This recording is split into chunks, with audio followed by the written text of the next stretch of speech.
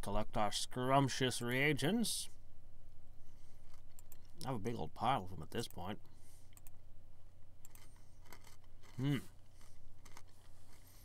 So, we were in the hidden temple, but first I was advised. I apparently forgot to equip this thing. I hate taking these things off. I like having these things equipped. Alright, fine, I'll take this one off. Alright, how's it going? We'll put this on. So I went through so much trouble to assemble it. Okay. Alright. Now, back to the hidden temple.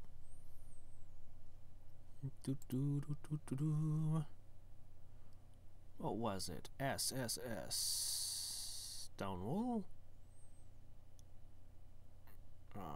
No, I guess that's not a...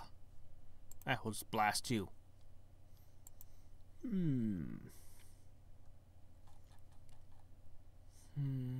What would it be under?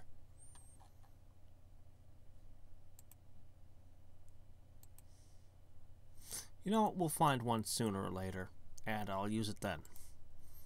Okie-doke. Moving right along. Smash, smash. Come on. I'm supposed to be finding a Pikachu in here, a Pikachu door. That's what it was, right? I'm not misremembering that, am I?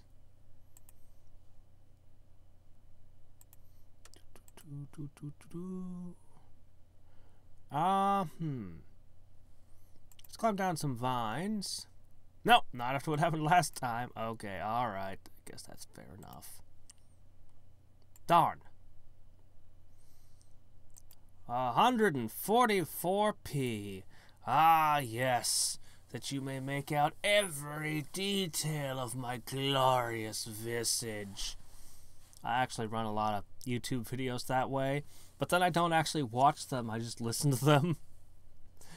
That's what I do with my phone to save bandwidth.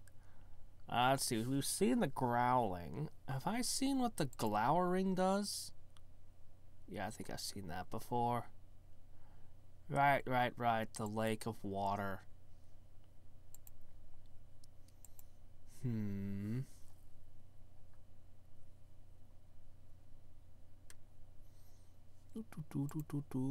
Come on, give me something, game. I haven't seen the door in ages. In this entire time. Okay, there we go. Stone wool. So now it should be under recent items.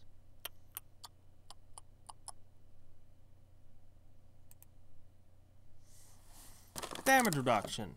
Oh, is that all it does? Okay.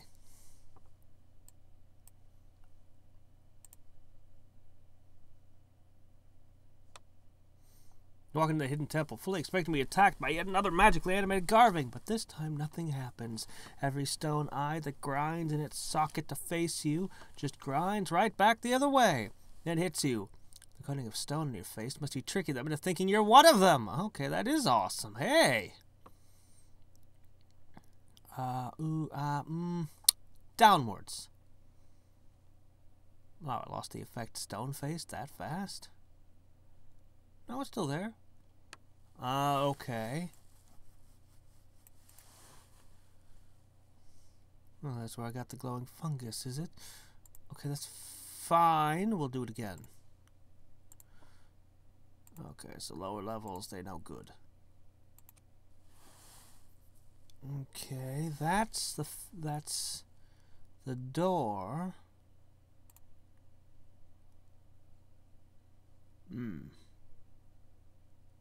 Cute little lightning-tailed guy. This is, how'd I not see that before? Oh, okay, well, I mean, I guess it was just here the whole time.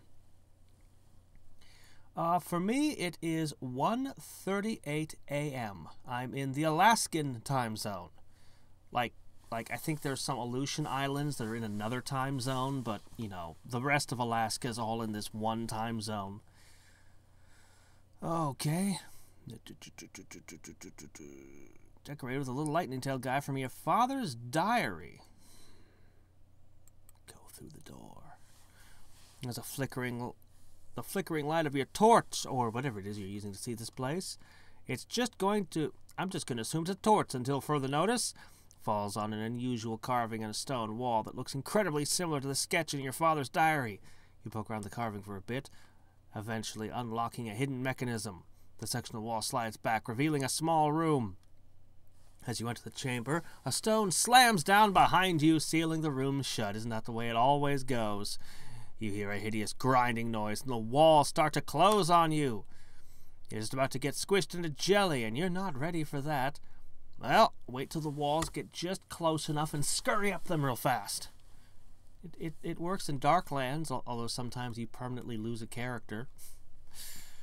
Well, I've seen Star Wars, trying to brace the walls. That's not going to work.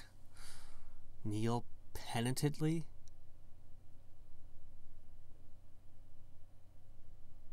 Raise your hands towards the heaven.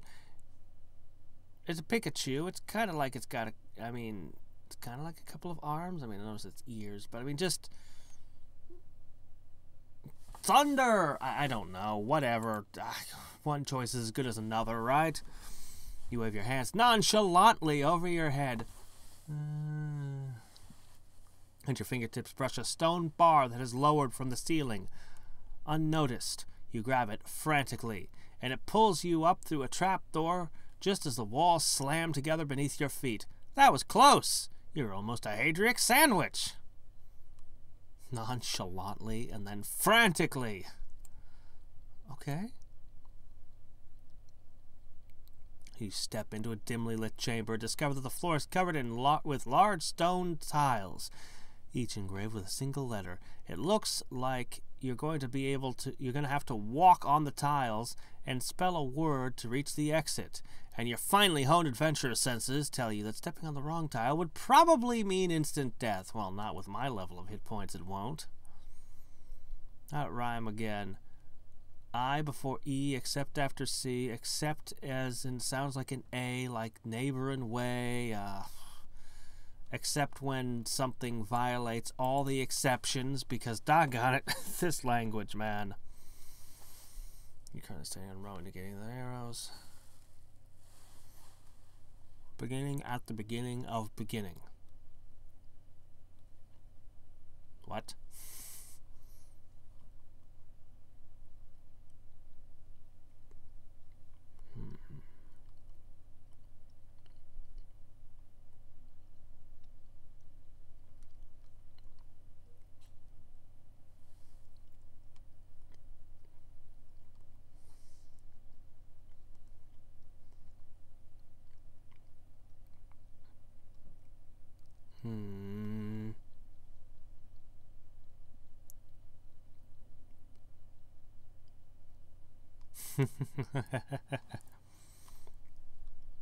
Can't be start. Beginning at the beginning of beginning. What does that mean? You're giving me this rhyme. Well, we've got an I and an E here, and an E and an I, and oh my gosh, I don't know. What's my clue?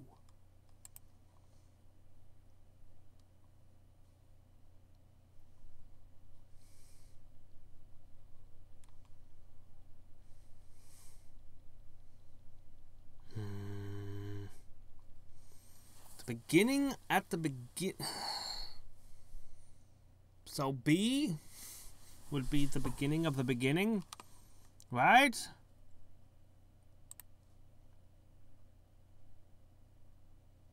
Okay, B is good. Where do we go from there? It didn't give me a new clue. Alright, well, we know it starts with the letter B.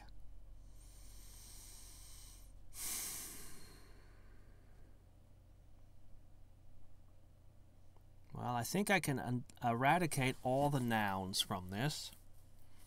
Not too many words start with two B's in a row, you know. So we've got an E, an O, an A, and an I. Oh man, that's almost a full set of vowels. I mean, you added a U and a sometimes Y, and you'd have the full set.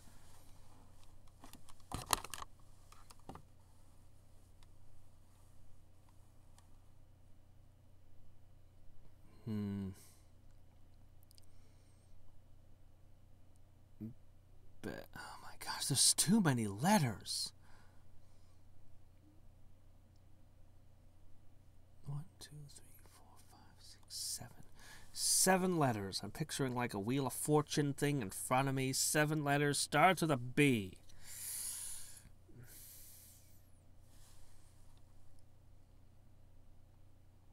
Begin would be 5.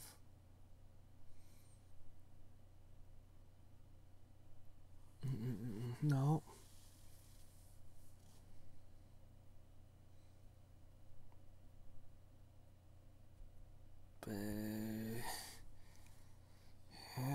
There's no G in the third line.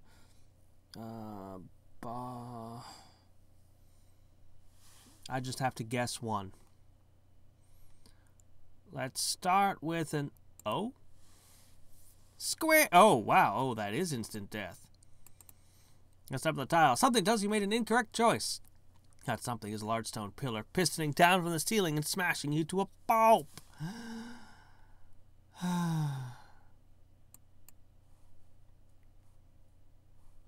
All right. I don't have very many stone walls.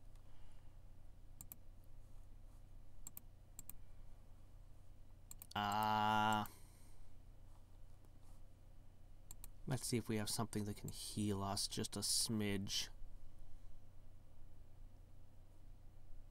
Most of this stuff just restores MP, you know? We're still beaten up. I don't think it even matters. Oh, this eats 3 adventures a shot. I kind of want to see what the other 2 options do, but let's stick to the puzzle till we figure it out. I said O last time, right?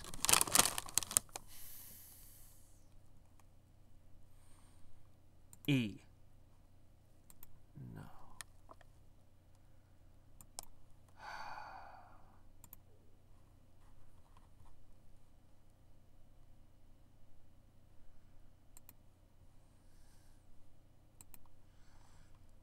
I'm gonna run out of steel wool before I figure this one out.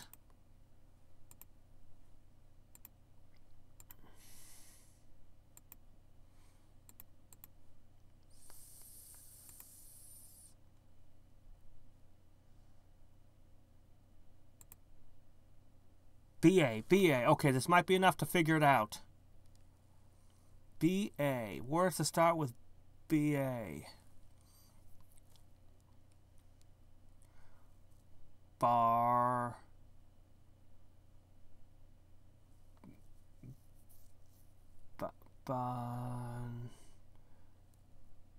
Bandito.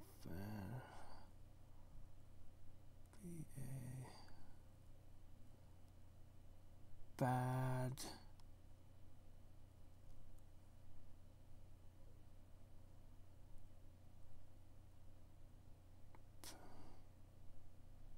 Can't be balanced because there's no C on this one. Bab.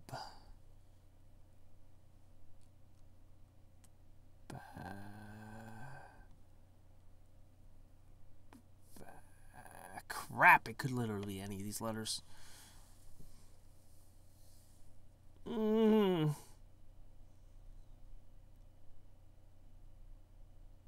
Badger. No. It's got to be 7 letters. Starts with a B and an A. Beginning, a beginning, a beginning. What does that mean?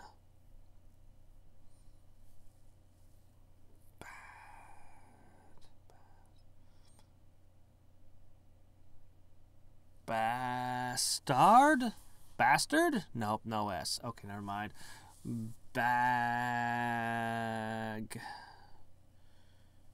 Baggins. Bilbo Baggins.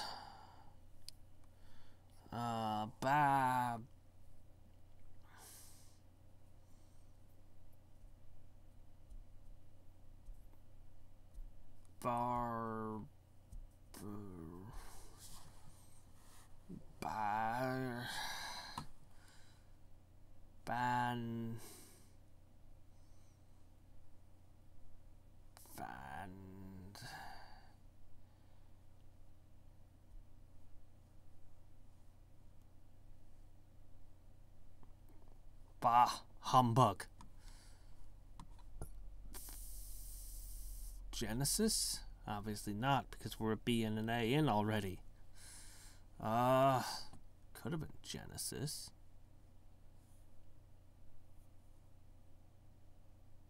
No, it couldn't have, because this road doesn't have an S.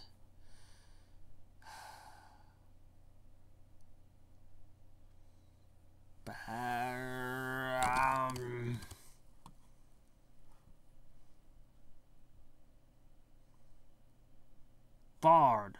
Nope. Wait. Hold on. Bard. B-A-R-D. Then what? No, C. No, I don't think it's Bard anything. Okay. Alright, let's check the... Crap, I gotta pick something. I'm gonna go squish again. Well, maybe I'll get lucky. Ban. Holy shit, I got a third letter. B-A-N. Oh, that was just... Oh my gosh, that was just... Okay, B-A-N, B-A-N. Wait a minute, we gotta be able to figure it out from here, right? B-A-N. Ban. I just figured N was the most likely of the letters. Ban. What word starts with ban? Ban.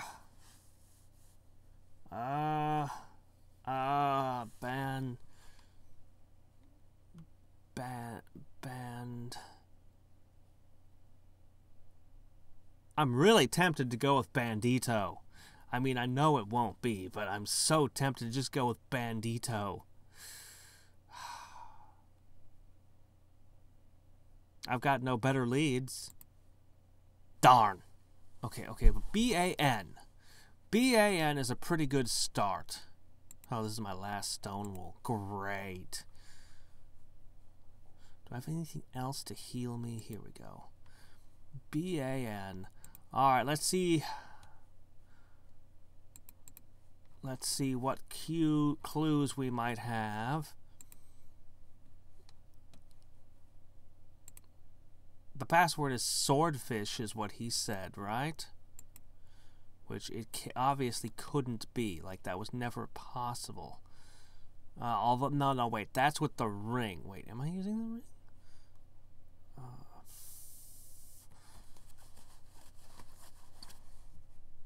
Ban. No, Humpty Dumpty. Could these be the clues?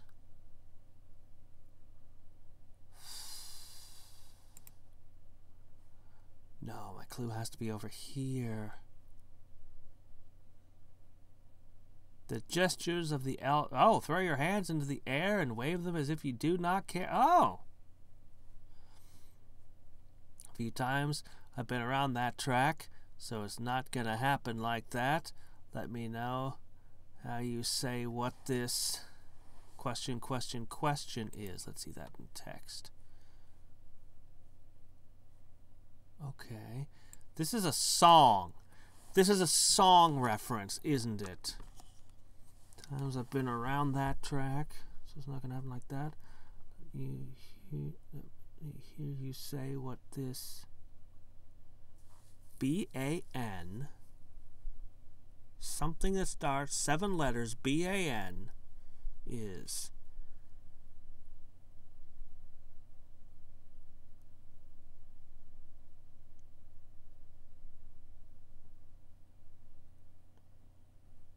Ban.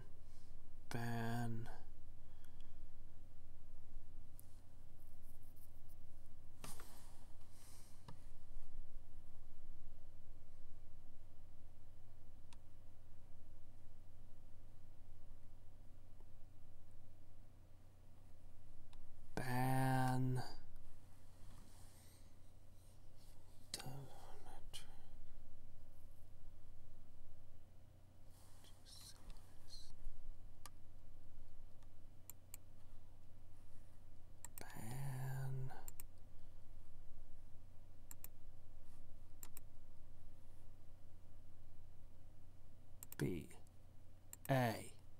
N. Something. Ban. Oh.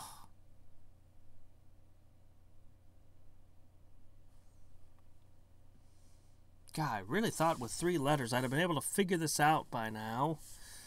How many words could it possibly be?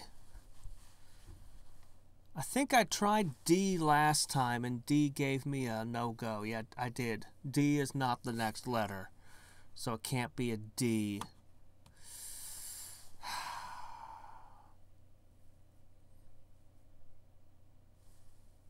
Beginning at the beginning of beginning. I don't know. Well, that got me a B at least. I don't think the clue gives me any more. Ban.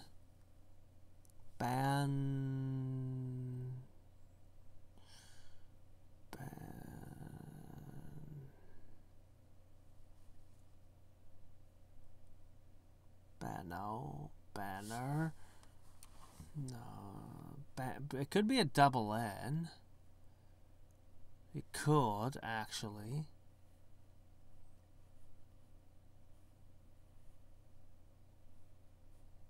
No, it can't be a double N, I don't think. Banning? Banning? Banning is possible. Okay, it could be a double N. This is my last stone face. Nope! Squish!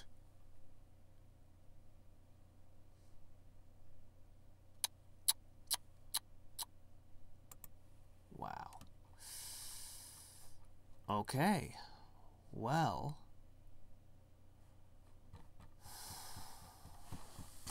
So we know it's not a D or an N. There's not too many other things it could be, is there?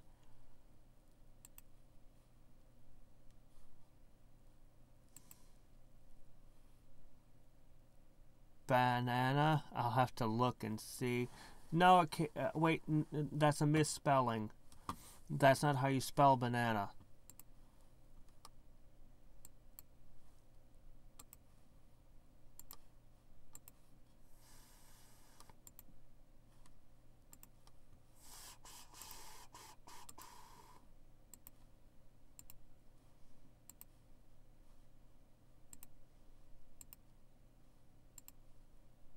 Come on, game. Give it to me. Okay.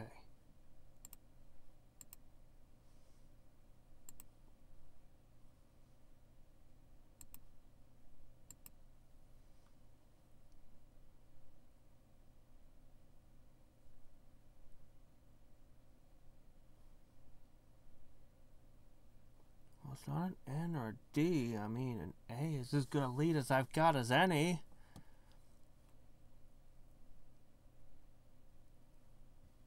Oh, that's a good thought. The mall.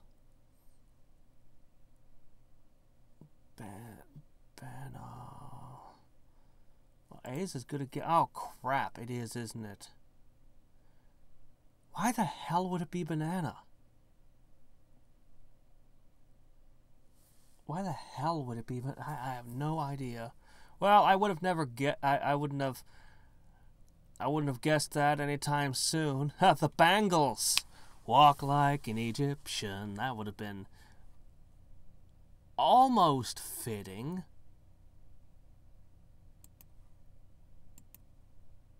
What? Isn't it? Shit. Banana. Oh, it's bananas. Oh, okay. There's not two. Okay. You know what? All right. My mistake. There's probably going to be another stage to this. Let's go ahead and see if I can buy some stone wool. Oh, that was a good idea. Stone wool. Oops. Not stone wool. Stone wool. Okay, there might be a lot of things here. Let's be more specific. Okay. Oh, wow. They charge a lot for it, don't they? Huh. Well, we'll just buy... Excuse me. We'll just buy one. Oh, right.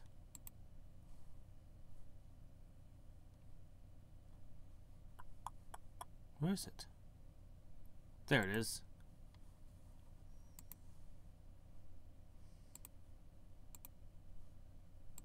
Okay, Pokemon got throw, goes to the Pikachu door, wave our arms. Banana.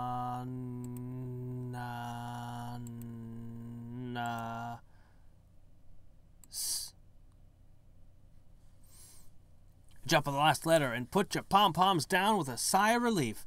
Thank goodness that's over. Worst spelling bee ever! Past the tiles, the corridor continues even deeper into the temple. You fall into another room. The intricately vaulted ceiling of the chamber is supported by a series of ancient wooden beams. Unfortunately, it appears the masonry hasn't entirely stood the test of time, as you feel water drip from a leak in the ceiling and splash on your hand. That's not water, that's oil! You rush to the exit only to discover it's been sealed behind you. Rivers of oils now pour down the wooden supports. With a whoosh, the entire roof bursts into flames. The stonework starts to crumble and fall. Oh, let's run around in a mad panic. Attempt to douse the flames or do nothing. I don't remember the tip. This is one of those situations where no matter what I do, I'm going to be screwed, isn't it? I'm going to be like, crap, I should have picked the other one. Oh, I don't want to buy more stone wool.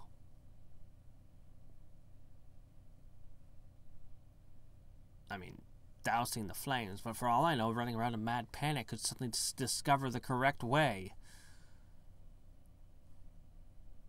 I mean, who just stands in fire? The bridge series was too much fun. We will be the one who stands in fire. You stand patiently in the center of the floor, waiting for the fire to burn itself off. Whether because it's extreme luck or expert engineering, none of the falling stone bricks hit you, and when the violence subsides, sunlight pours through a gaping hole in the ceiling. A pile of masonry lies beneath the hole, just tall enough to climb up to it. Oh, cool. You make your way in the daylight and find yourself on the roof of the hidden temple. Below you, you see a clearing in the trees containing an ancient ruined city that must have remained hidden for thousands of years. You mark the location on your map and carefully climb down the temple back to ground level. Langoliers, you mean, Oh, okay, trust in the elders.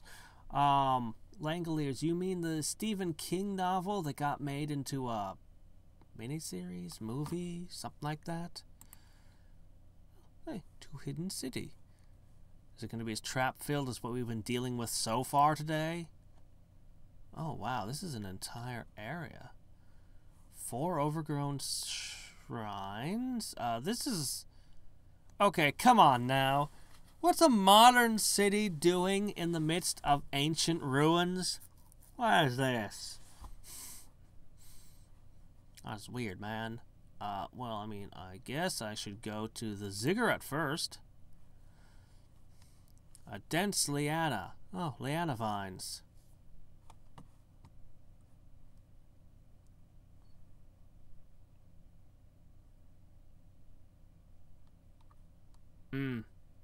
I knew it was a song that I've heard somewhere, but, I mean, I couldn't not at all remember the, you know, yeah. Yeah, I knew it was a song, but I could not place it. Maybe if it had played the tune, I'd have been like, ah! But, yeah, just off the lyrics, couldn't do it. Before you can get to where you're going, you're going to have to hack through this curtain of vines, which are a slightly different shade of green than the grass that carpets the jungle floor. It shouldn't be a big deal.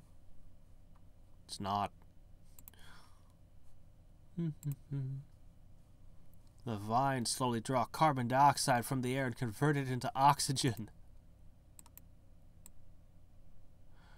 Leaf slowly falls from the vines and lands on your foot. Doesn't hurt at all. The vines sit motionless, you know, like vines. That's a... Uh-oh! One of the vines wraps itself around your neck and squeezes, biting you with its tiny fangs as it does so. Wait, that wasn't a vine. That was a snake hiding in the vines.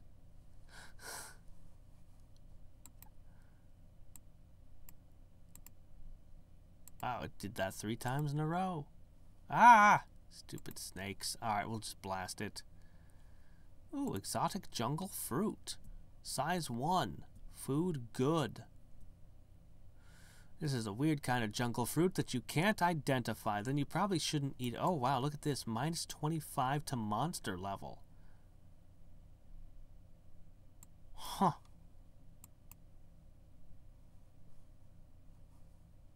Oh, okay, there we go. Boop-a-doop-a-doo. You approach the massive ziggurat. For some reason that you had time for a smoke. Wishing for some reason that you had time for a smoke. Ah. But you don't, because you have to open this door at the base of the temple and fight whatever's inside it. Okay. The door of the temple is locked. You see a keyhole. But if you know video games, you know that the 4 triangular indentations in the door are basically equivalent to a keyhole. Could be worse. It could demand 6 golden coins. Alright, let's try the hidden park. A boraff! This is a boraff. Half boar, half giraffe. Native to the jungle's hidden city. They're prized by the pygmies as mounts, mostly because it makes them feel taller. This one's evidently not domesticated, though. It's charging you like a wild boraff. It rushes at you, trying to trample you, but you duck between its spindly, long legs unharmed. It starts trying to eat you, but then decides to eat some nearby leaves instead. Man, being an omnivore is confusing sometimes. You call that an omnivore? I bet it doesn't even eat rocks or trees. Omni? Bah! It lunges at your skull, but hits its head on a low-hanging branch and is knocked unconscious for a few moments. Okay, hold on. I'm thinking these are where the 4 things are the key. I mean, obviously, so, you know, never mind. I won't even bother saying more. I'm just blurting out the obvious.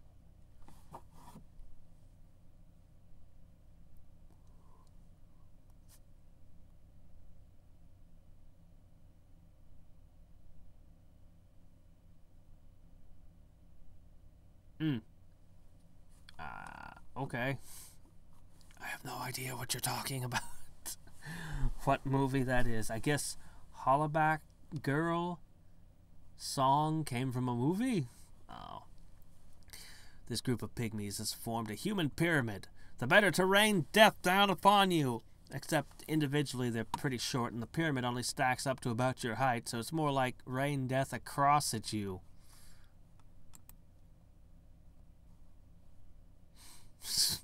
Oh, now you're just being mean. The topmost pygmy breathes fire at you, but you remember to stop, drop, and roll. Can we remember that every time we take fire damage from now on? The pygmies all throw spears, creating a neatly U-shaped outline on a nearby tree.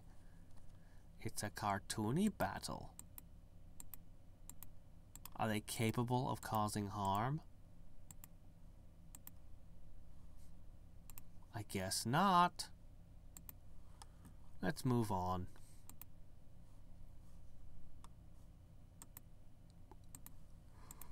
Alright, and another one down. Is there anything else in this place? Oh, here we go. Blowgunner! A pygmy armed with a simple projection device. And an even simpler plan. Shoot you, run a short distance away, wait for you to catch up, repeat! The idea is that eventually you'll get so annoyed that you'll have an aneurysm and die.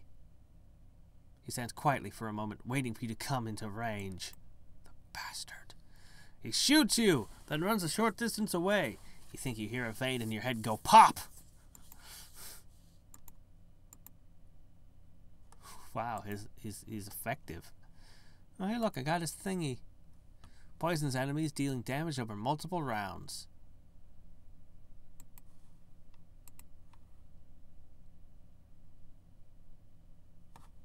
Oh, you mean the... Oh, I'm sorry. You were talking about the film Langoliers. Right.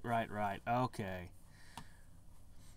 I think, actually, the Nostalgia Critic did a review of it, actually, at one point.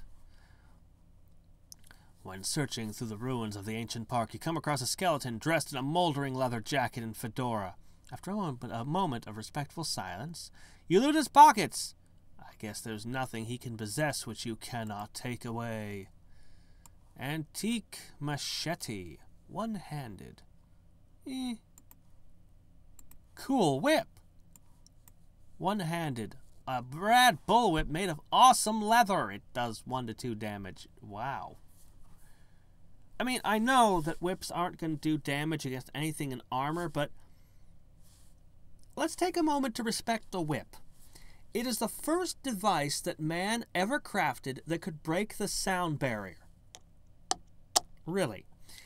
And you hear descriptions from the 1800s of the drivers with these 15 long whips that you could hear cracking from more than a mile away. And at least supposedly they could flick a fly off of an ear of one of their animals without actually hitting it. Supposedly. Personally, I think the loud noise alone next to its ear would be rather uncomfortable, but what do I know? Yeah.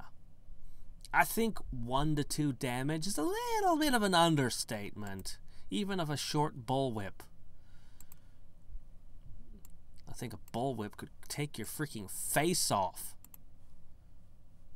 Oh, what's this? A dumpster? A dumpster fire? From an ancient and long-abandoned city park, this place sure does have a lot of dumpsters in it. You find yourself standing next to one of them. Knock it over. You knock over the dumpster, which falls onto an adjacent dumpster. Knock it over, falls onto an what? Pygmy janitors flood out of all the buildings adjacent to the park and begin scurrying around, picking up garbage you just dumped everywhere. That's horrible! And now we get to fight one of them. When you live in an ancient ruin in the middle of a jungle, your biggest problem is keeping things clean. Oh, okay, second biggest, after not being eaten by wild animals, which explains why the pygmy janitors are among the most highly respected members of their tribe. As they should be. I mean, you gotta give some props to those guys whose job it is to clean and polish a dirt floor. How do they even know when to stop?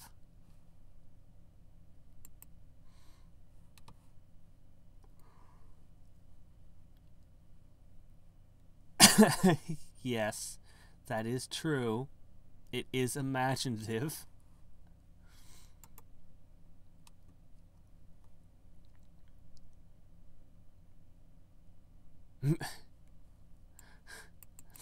He tries to sprinkle sawdust on you, but you tell him you're not a puddle of vomit, all appearances to the contrary notwithstanding. Well, we do spend a lot of time drunk. He tries to slice you with a razor he uses to remove gum from under the tables, but it's too gummed up to cut effectively. Well, replace your razor blade. Good grief, man. He can't decide whether he should use a wet mop, dry mop, or push broom on you, so you avoid getting hurt this round. He tries to sweep you off your feet, but you're immune to his charms. He poleaxes you with a mop, and once you're down, uses a push broom to sweep you under the wheels of his cleaning cart, which he then rolls over you. What a combo! What a combo!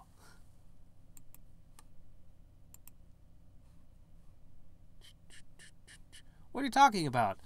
Isn't Captain Planet's weakness any kind of garbage or pollution? Like, you just fling it on him and he just collapses into a helpless pile?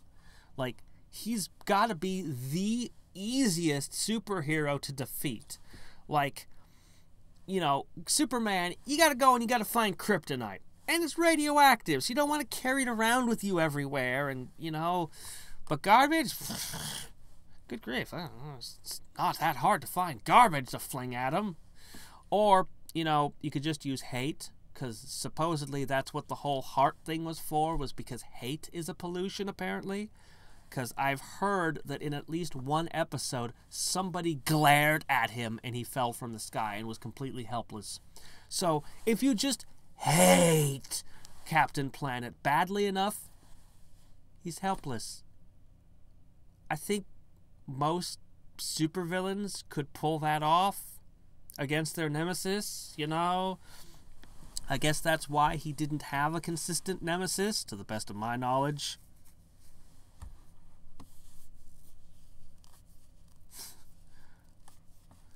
Vacuumed? No. You wash each stone carefully with a rag in little circular motion.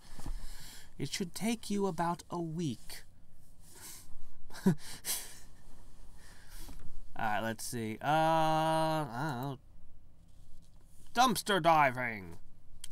Smirking shrunken head deals spooky damage every round as an offhand item. This shrunken head has a glint in its eye and a smirk on its lip that makes you glad to not be the target of its sinister whispering. Oh, did I mention it's alive and talks? Yeah, it's creepy. Bloodied surgical dungarees. It's pants, but it's not part of any set. Makes you look like a gross doctor. Okay, maybe it does do something. Makes you look like a gross doctor. Is there a reason I want to look like a gross doctor?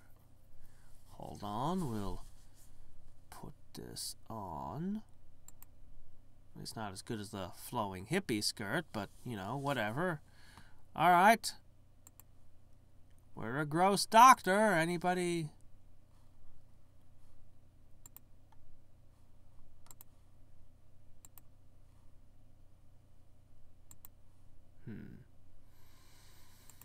Alright, let's go ahead and explore these different areas. Maybe one of them needs a gross doctor. Oh my gosh, more Leanna. Get out of here.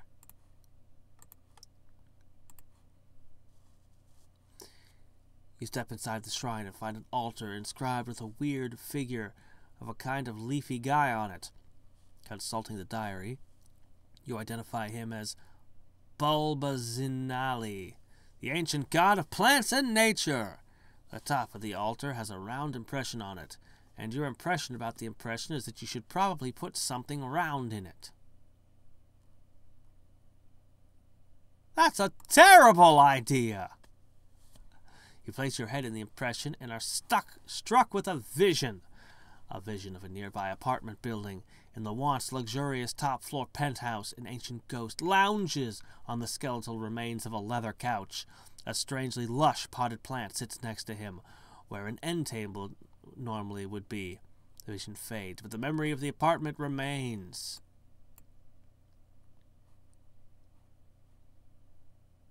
It's not a very hidden apartment building, to be honest. So I guess each of these shrines is going to point at one of these buildings. Actually, no, we've got 5 buildings, not 4. Oh, well, hospital, bowling alley, I guess that's another apartment building. Or maybe an office. Something. And a little hut over there. Alright, let's go ahead and go to the hidden apartment building. A pygmy witch lawyer. What, being a witch doctor wasn't good enough for you? You had to be a witch lawyer instead? This pygmy spiked hair, professional blue war paint, and wicker briefcase mark him as one of the tribe's witch lawyers, who are frequently called to handle cases involving goat theft, breach of photograph-covered leaf, or murder. Oh, sorry, pictograph-covered leaf. In fact, it's a murder case he's working on right now. Yours! And he's working pro bono. He pulls out a gavel, but you grab it, bang it, and declare the fight's adjourned. It takes a minute for him to realize he's been duped. Tries to slice you with a rip of habeas corpus, but you point out he hardly knows us.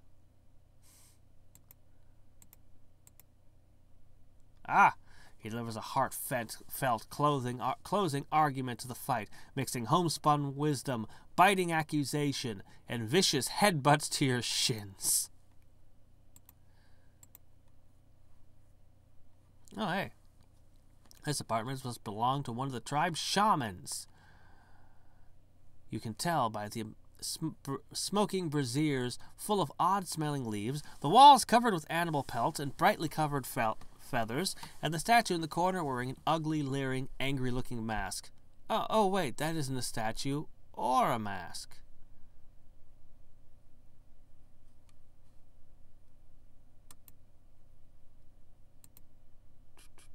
Should read your palm. You have a long lifeline, a short love line, and a really long believe in utter nonsense line. She lights some incense, which is pretty nice, but it's not great as an attack. She cracks open an egg, looks mystified when it contains another smaller egg inside. What kind of omen is that? Throws some animal bones on the ground to tell your future. Apparently it's, you're not getting hit this round. She spins the staff and mutters under her breath, you feel your sinuses clear, which is probably not what she was trying to do. You're not very good at this whole witch doctory thing. She notices that the crystal on her staff is not properly attuned for fighting someone your size and pauses to recalibrate it. Oh, well, she never got a hit. A pygmy witch accountant!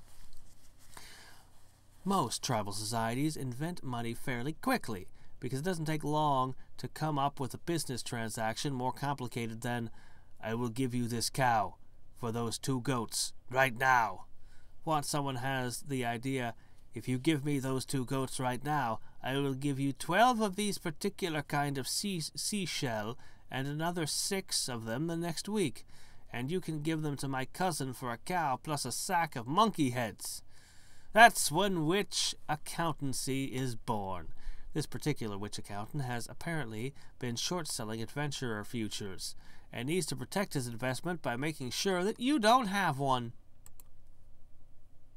He tries to divide you, but you don't die, you multiply. He wangs an adding machine at you, but you dodge before your pain gets multiplied. He breaks open an abacus, but you're not concerned, because you don't even know what those things are for. He tries to subtract your face, but you point out that he didn't carry the 1. He tries to strangle you in red tape, but you're strong enough to break through. He gives you a compound fracture in your throat, which means that in 20 years your whole body is going to be fractured. Oh no. Not compound. Oh, what's this? McCluskey file, page 1. This is the first page of a report detailing the finances of the most boring pygmy to have ever lived. The line items include unscented candles, plain frozen yogurt, unsalted sardines, which, what the hell is that? And sugar-free gum. It's a quest item, apparently. Huh. Seeing you. Another rerun. Come on.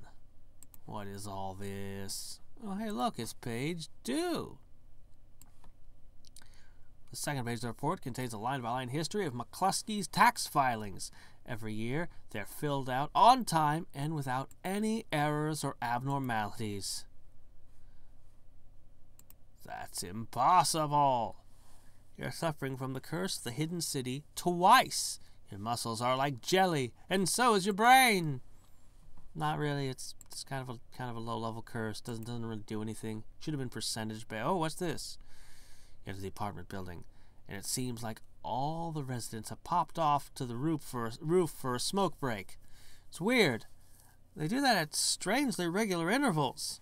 Anyway, you make it to the elevator without being attacked by pygmies. Where would you like to go? The thrice cursed penthouse. Ooh, gift shop. Tempting. Let's do the thrice cursed penthouse. But you are insufficiently cursed. Oh, man. I need to be thrice cursed. Of course. Of course. Alright, there we go. So now for 10 adventures, I am thrice cursed. Minus 30 to all my stats. Alright, I'm gonna make some alterations. I don't know if this is actually helping me any at the moment. What I really want is anything that lowers my encounters. Where is the duo... The binoculars? Where is it? There it is. Okay. Come on, within the next 8, let's see it. Ooh. Objection! That's all it says for what it does. It's just accessory, and its entire the entire description of its ability is just objection. The little bronze label pin identifies the wearer as a legal attorney with all the rights and privileges that come with that profession, such as being allowed to poke around crime scenes, privately interview suspects and witnesses, conceal evidence, and wonder what the heck planet this crazy-ass justice system exists on. That's probably going to be important at some point. I'll just have to try to remember it exists. Oh, hey, look, another McCluskey's file. What engrossing things are in this one? Ah, his regular preventative dental appointments. At one point, the hygienist thought he wasn't flossing enough, but it turned out he totally was. They had just got him confused with somebody else. I think he's secretly a robot from the descriptions I'm hearing. I've only got 5 more rounds to find that thing. Hey, look, another McCluskey file. This page contains his criminal record. In other words, it's blank. Oh, it was definitely a Phoenix Wright reference. Still need to play those. I've got 3 thrice cursed turns left. It's his last will and testament, which consists entirely of the phrase, just do whatever you normally do when people die. Uh-oh. Short writ of habeas corpus. Lets you get away from pygmies without spending an adventure. Oh, good, good. I almost ran out of thrice cursed, but we got it. Okay, great. Ancient Protector Spirit. The door of this penthouse suite groans in protest as you push it open. The apartment interior is barely recognizable as having once been luxurious. The crumbling plaster walls are crisscrossed with vines creeping in from broken windows, and the ancient carpet has largely been replaced with moss and mushrooms. A smoky, shadowy outline of a humanoid figure is lounging on the moldering remains of a sofa. You guess it must be the ghost of the ancient high priest, given that his head is sort of the shape of the tribal headdress. Unless those are wings, it's kind of hard to tell from the silhouette. The figure stands, its eyes glowering at you with a baleful green light, and begins to chant in ancient language you don't understand, finishing with a shout of Balbazinala Lee. An extra lush potted plant nearby explodes in a shower of crockery, bits, and mulch, and a mossy stone sphere rises to the air with the same bright green glow. It's a pretty impressive scene and all. Unfortunately, you aren't so entranced as to be surprised when the spirit lunges at you with its ghostly claws.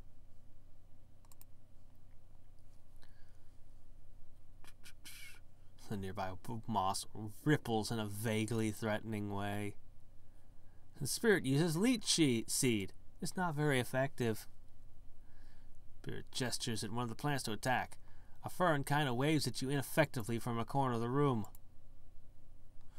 The spirit howls with fury and rage, holding up a stone sphere in the air. A huge gnarled tree root bursts out of the wall and punches you in the face. Oh, you managed to get one. You got a hit on me. It charges at you, but trips over a vine, even though it's a ghost. Something about trying to rip me a new one. Anyway, let's see here. Moss-covered stone sphere. It's a stone sphere about as large as a softball or small as a cantaloupe. The surface, or a small cantaloupe. The surface is covered in a thin layer of moss, indicating that it hasn't been doing much rolling.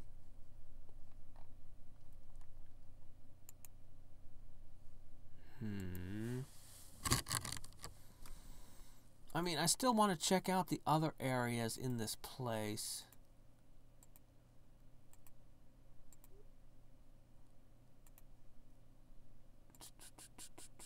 I just want to see. Come on, give me another time at the elevator. Give me another smoke break. Colorful Toad. Oh wow, it gives me resistance to all damage types. Not a lot, but you know, I'll take a little bit. Okay. Parking garage or gift shop? Take the elevator down to the parking garage and find an empty save for a windowless white van, a cinder block, a can of red paint, and a bunch of dirty garbage.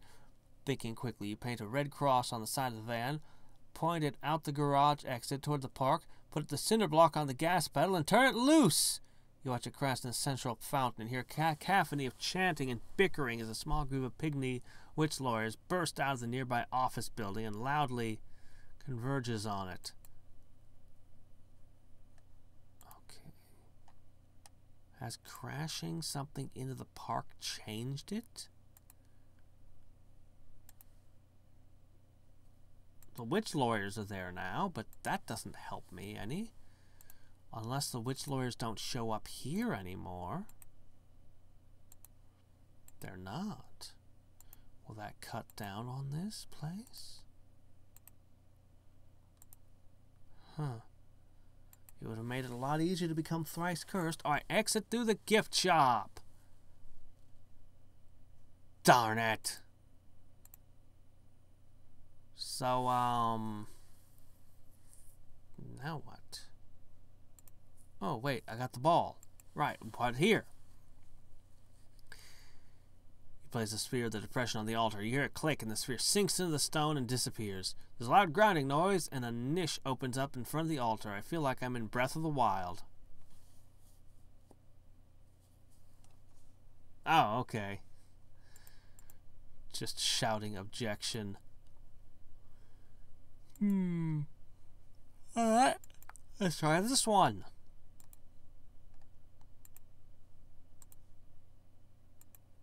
Yay for exotic jungle fruit. Ancient god of water and doorknobs. Alright. The impression styled vision of the hospital, an operating room. A ghostly figure hunches over a giant turtle. A pygmy witch nurse. Oh, sure, the witch doctors do all the fancy, important stuff, like communing with spirits and exorcising demons and cutting holes in people's skulls. Standard doctor stuff. But who does the real work, huh? Who has to clean up all the blood and guts afterwards? The witch nurse, that's who.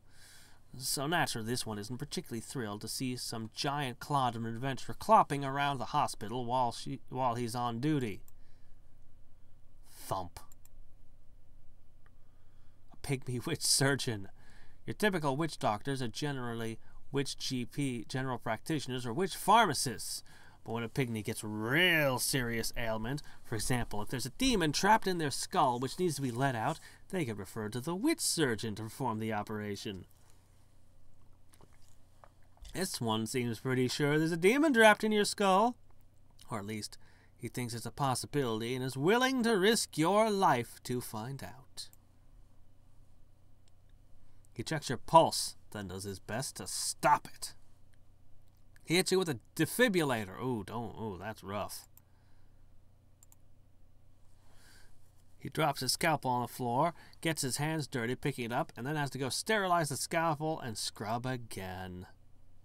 He removes your eye, but at least the stitches are nice and even. Okay, let's stop this. Ooh, I get one of those thingies that they wear on their heads. Or that they at least wear on television.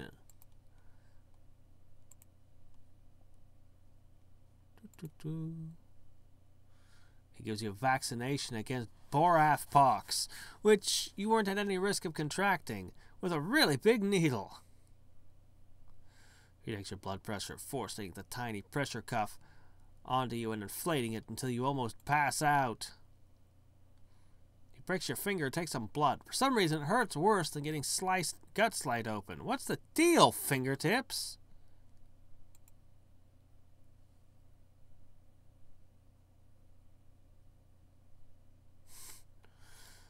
You're attacked by 3 pygmies standing in a row, all wearing the exact same shirt.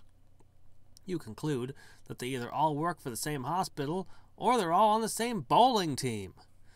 When one of them pulls out a scalpel and one of them pulls out a bowling pin, you conclude that it's both, and that you're in imminent danger of being simultaneously cut and bludgeoned.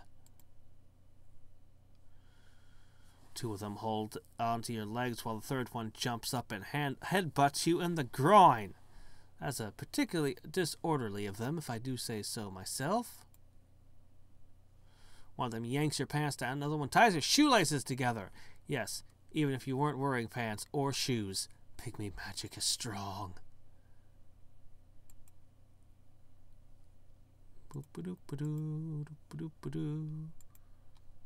Surgical mask. Oh look, more orderlies. They say it's time to put in a catheter. And you pull a muscle running away from them. But hey, at least you got away from them. Oh, here we go. Oh, right, I'm disguised as a really gross doctor. I forgot I did that. Looks like your doctor disguise was pretty effective, because you make it to the door of the operating room without anybody noticing that you're twice as tall as the other doctors. Damn it, door! I'm an adventurer, not a doctor. Aha! You step into the OR to discover that a surgery is in progress. You're out to apologize for the interruption and back out again when your brain finishes interpreting the crazy sight your eyes have sent it. The surgeon is some kind of ghostly spirit, a hazy, smoky silhouette of a man, perhaps some kind of tribal shaman or priest. His patient is a large sea turtle, lying on his back with its flippers waving about weakly. You don't have any idea how such a thing came to be here, but the surgeon doesn't look like he has the Hippocratic Oath much in mind, and you aren't one to refuse to help an inverted turtle. What would your mother say? As you stride forward, the surgeon spirit's eyes begin to glow with a mad blue light, and he slashes at the turtle's throat with an obsidian scalpel. A gush of warm salt water sprays the room as he reaches into the wound and tears out a large stone sphere, which glows with the same pulsing blue light. He lifts the sphere up in his hands and shouts some words you don't understand. Then he notices your presence.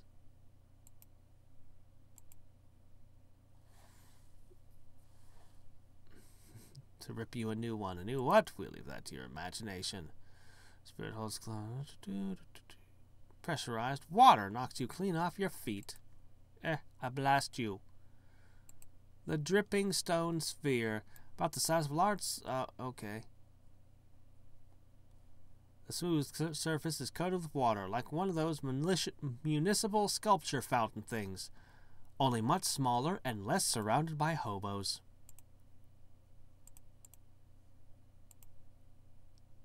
Alright. 2 down, 2 to go. So which is going to be, the tall building or the tiny building in the back? I bet it's going to pick the tall one. Oh no! We've seen this before. Inside the shrine, let's see, yep, the ancient god of thunder and lightning. Pikachu.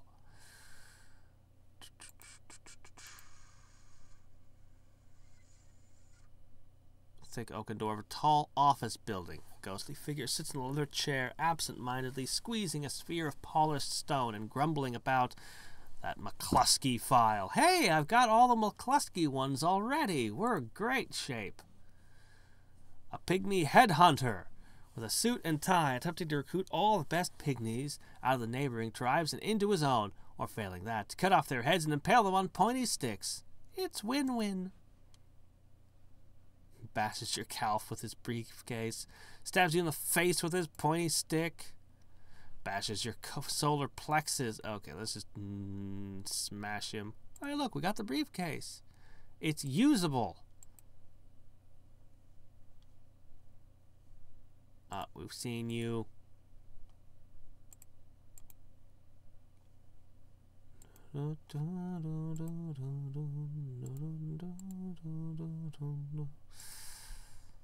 Got lots of briefcases now. Maybe Yes, it searched through them. Ah, here we go. Supply cabinet. We're going to have to do all of these. Ooh, take the day off. Boss must have walked through here because all the pygmies are pretending to pay a lot of attention to their work right now, and that leaves no attention for them to lay on you. There's no way the boss is going to let you in without the McCluskey file. Ah, but I have it. Hold on. A boring binder clip. Binder clips are usually surprisingly fun as office supplies goes, but this one, not so much. Okay. No, I think I just have to bind them together. Let's go ahead and open these.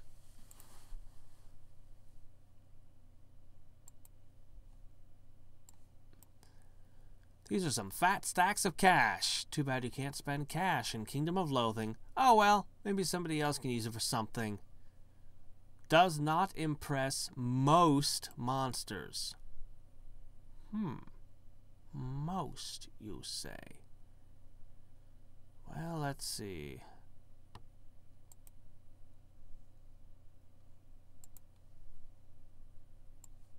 This is almost certainly the dullest document ever committed to paper.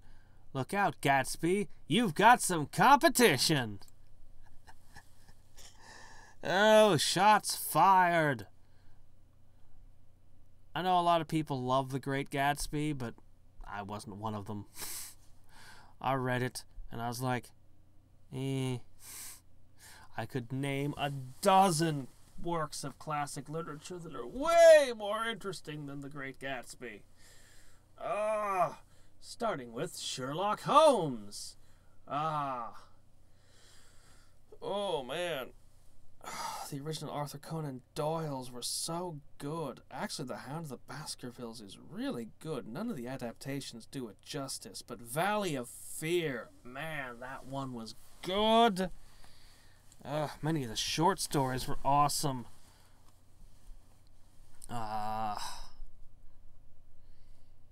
Anyway, let's move on.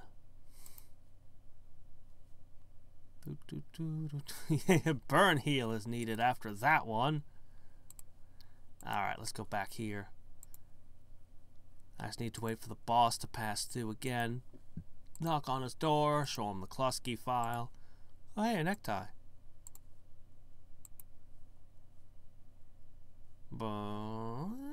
Cubicle door. It's probably just going to be a random fight, and this is probably going to be going well. There's probably nothing else interesting here. Probably.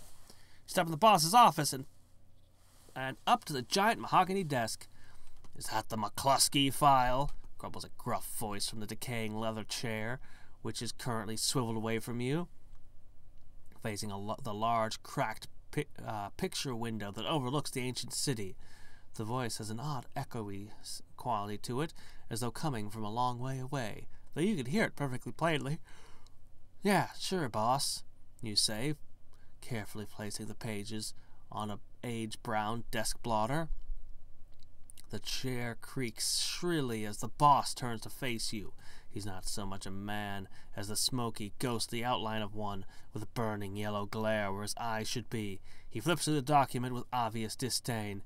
Yes, well, I suppose this will do, he says. Then he seems to notice you for the first time. Who in the hell are you? You don't work here. Yeah, but I just brought you your file, so what do you care? He grabs the stone sphere, which you had assumed to be some kind of fossilized executive stress ball, from the desk, and loudly chants one of the words you don't understand. The stone sphere begins to crackle with jagged yellow lines of electricity. This probably isn't the best time to ask for a raise. Kaboom.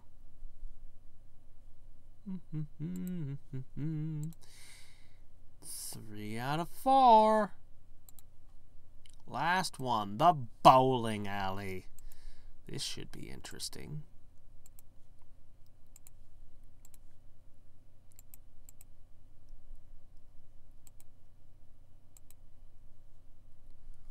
Ghostly figure taps its foot impatiently as a bowling ball polishing machine does its work on a stone sphere. The mossy one should have brought his thing over to that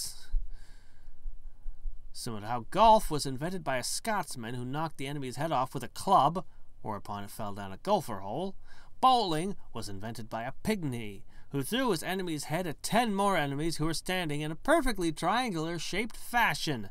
To this day, they take the sport very seriously, and rabid xenophobia is not considered to be against the rules. As I recall, I think it was in England, they made it illegal. Bowling with 9 pins was made against the law, because that was the game, bowling with 9 pins. So they invented the game bowling with 10 pins, which we still use to this day. Every once in a while, someone circumvents the law in such a way that you say, that's not possible, that'll never work. They made light bulbs illegal because they felt they were too inefficient in your country. You can't just start selling light bulbs and labeling them as heaters because they mostly produce heat. That would never work. It's working. How is that working? Sometimes you just have to be ridiculously audacious, apparently. He split your kidney with his bowling ball. Ow! I need my kidney. He picks up a pin and bashes you in the kneecaps. It's getting boring. Just strikes me with a bowling ball. Pfft. Hey, look, I got a bowling ball. Weakens enemies somewhat and briefly stuns them. The Jersey Coconut.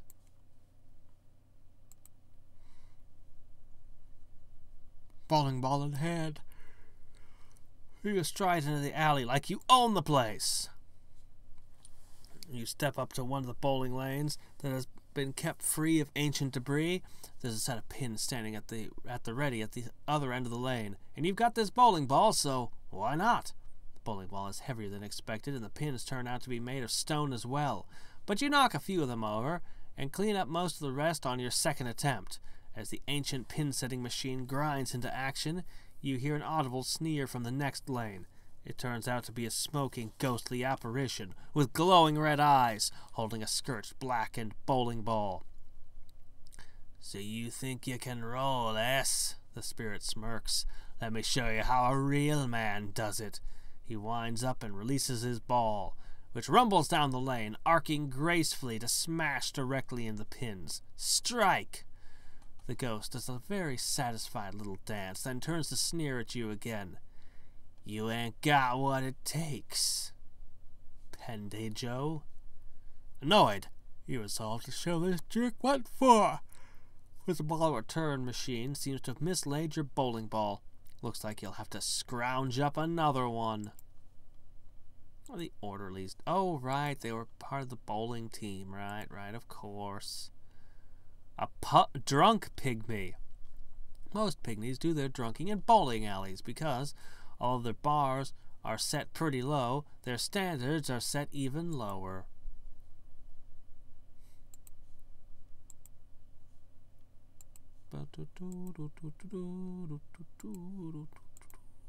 Smash, smash, smash.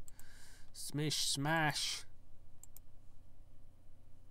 Imitation White Russian. Come on, I just need a bowling ball. Maybe I should equip myself towards finding things again.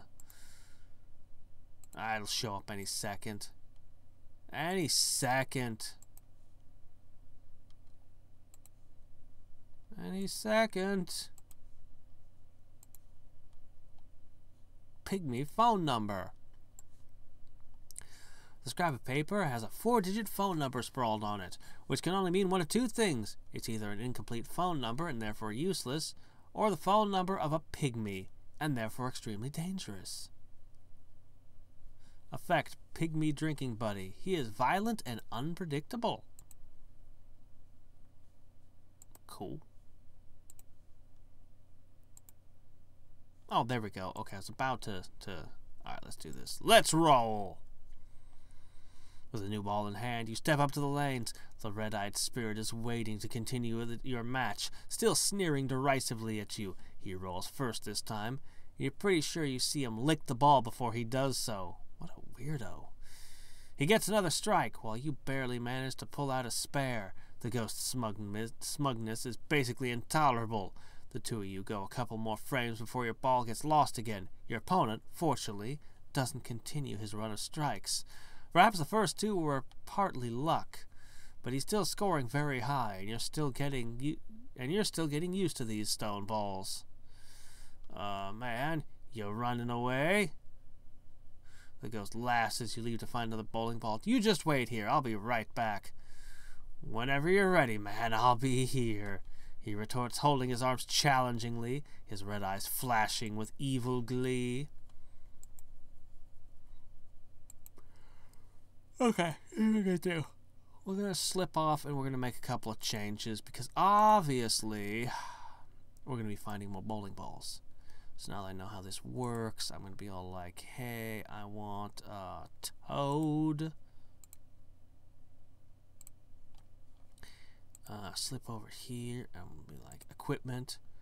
I don't need these at this particular moment. What I need is this, and this'll do. Every little bit helps, right? It's not huge, but it'll be enough.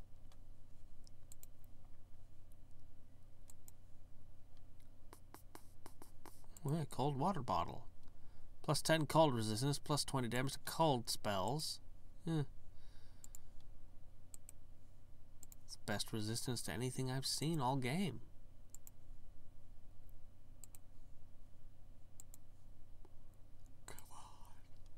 Come on. Just give me the bowling ball game.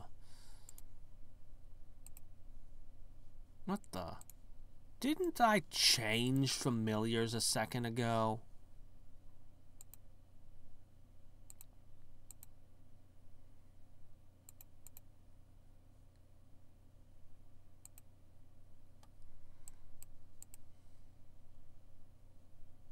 Oh, I see what's going on. I was clicking equip familiar, of course. Okay, there we go. Now we've got ourselves ready. Okay. Ha! Much better. You return to the lanes with a fresh bowling ball and roll another couple frames against the ghost. You're starting to get the hang of things, and your skill is steadily improving. You even managed to get in a strike of your own. The spirit is plainly annoyed by this, and is obviously thrown off his game. He throws a 7-10 split and howls with anger.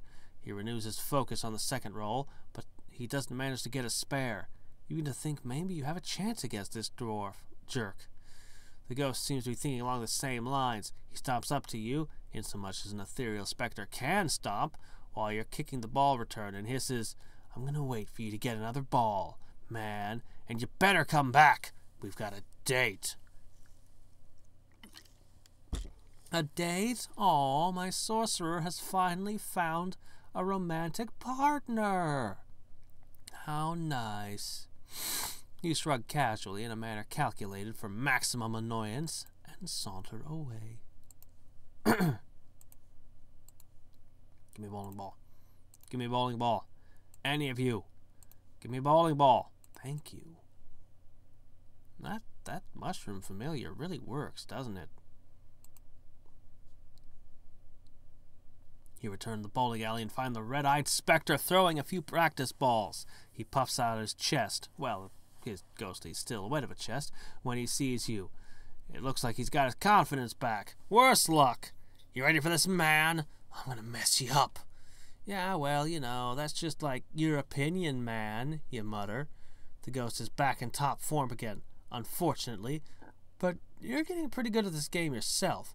By the time the ball machine chokes again, you're practically tied and down to the last frame. As you leave to find one more bowling ball, the ghost starts throwing practice rolls again, too angry to even trash talk you as you go.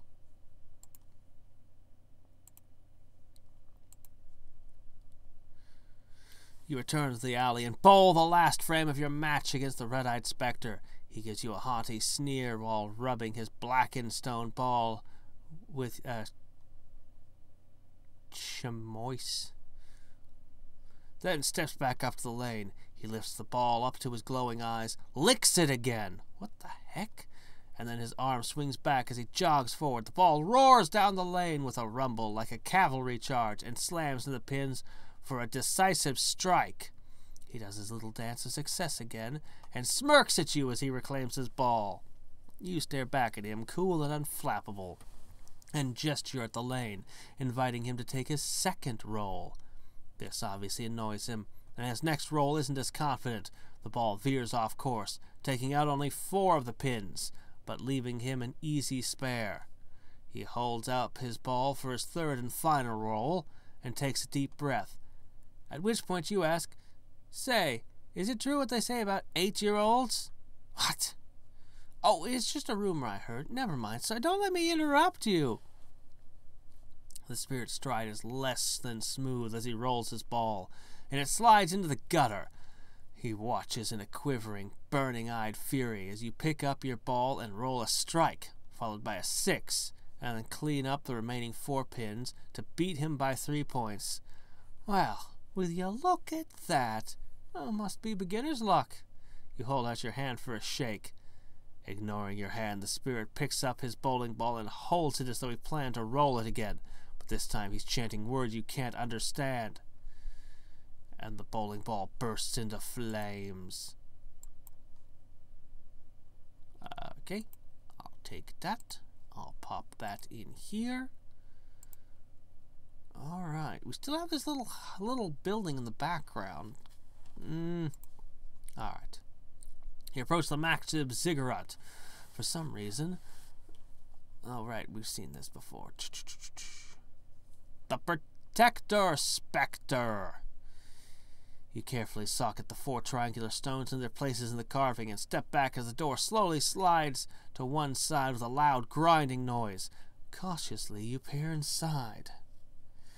The interior is a single large chamber, the walls decorated with elaborate carvings and frescoes showing the 4 gods of the city raining punishment down upon the wicked, and whichever innocent bystanders happen to be nearby.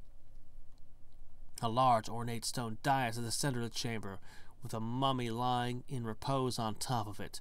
The figure's elaborate headdress and golden jewelry indicates that he must have been a high priest of some sort. A large circular amulet on the mummy's chest practically draws your attention. You creep up to the mummy and poke it with your weapon. Nothing happens. So you poke it again a little more bravely. Nothing happens. Satisfied, you reach for the amulet. With a shriek of rage, a ghostly, luminescent spectre leaps from the mummy and reaches for your throat with spectral claws. Big boom. Hey, an ancient amulet. That's what we was after. The Protector Scepter. What is this? Oh, it's a combat item, not equipable. Invoke the ancient gods. This is a smoky gray crystal rod, finely engraved with ancient glyphs and images of blah blah blah blah. It hums with magical power, and holding it makes you want to lay the smite down on some infidels. Okie dokes. Well, I think we should take these bloody pants off and equip this once more. Alright, so we got that done. Still looking for the cellar and Spooky Raven. Alright.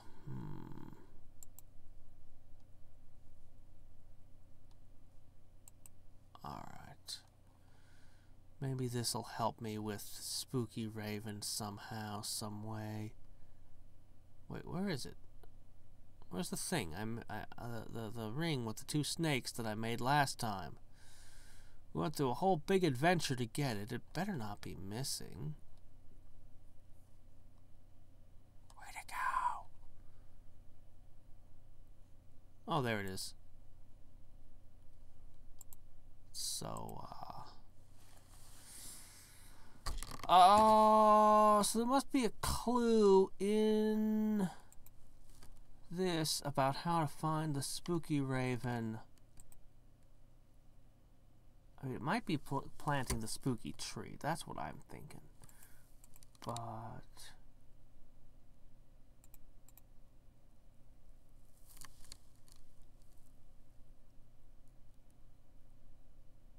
book, a bunch of stuff. Fragment of short music.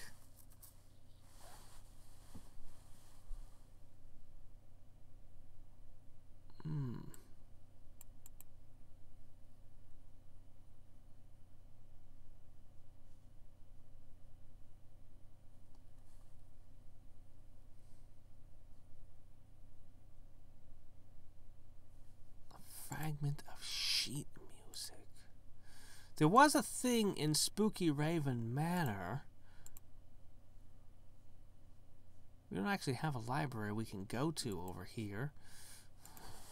There was a thing for changing the music here. It was in the ballroom. I could change music. Oh, okay, wow, done! Boom, perfect, first shot. You prop up your father's diary so you can see the sheet music. The plaster dust falls from the ceiling as your fingers dance across the yellowed ivory keys, and thunderous notes fill the cavernous hall like superfluous adjectives. After a few seconds, the song is finished and the last echoes fade. In the resultant silence, you hear a strange grinding noise coming from downstairs. Oh! Oh. A strange grinding noise, as in the carpet moved slightly. That's one old carpet if it makes a grinding noise when you move it.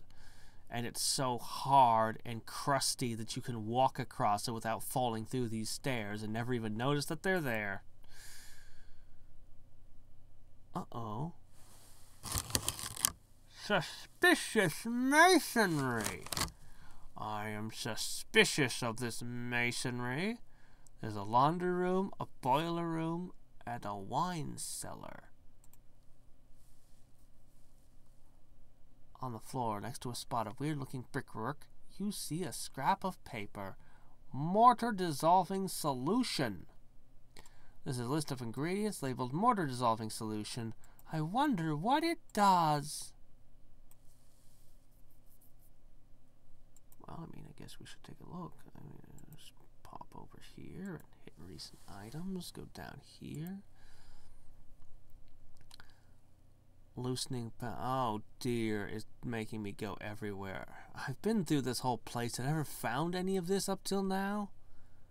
Well, thankfully it's listing. They're doing really good with the quest listing stuff over here. Okay, alright. Top secret mortar dissolving recipe indeed.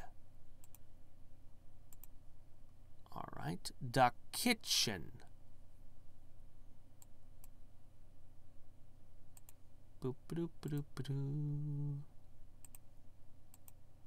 So am I waiting for it to drop from an enemy, or is it,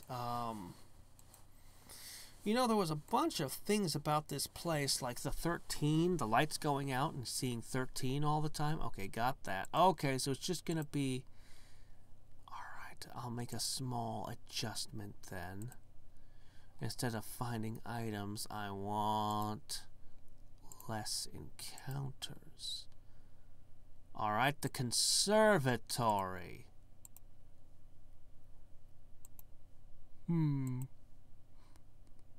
This place, what I'm getting from it is microscopic. Let's put the barrel back in.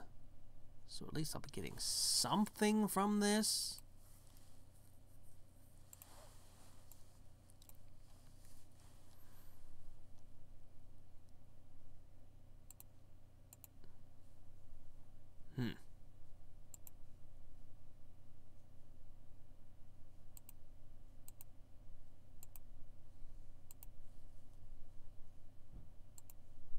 I get better stuff out of Stobastian. He gives me a lot of good food and drink.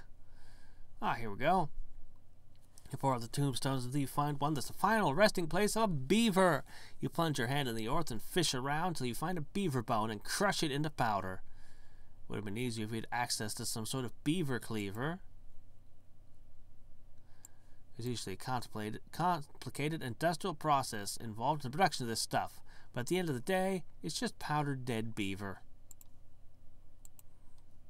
Okay, the bathroom. That's on floor 2. Drain dissolver.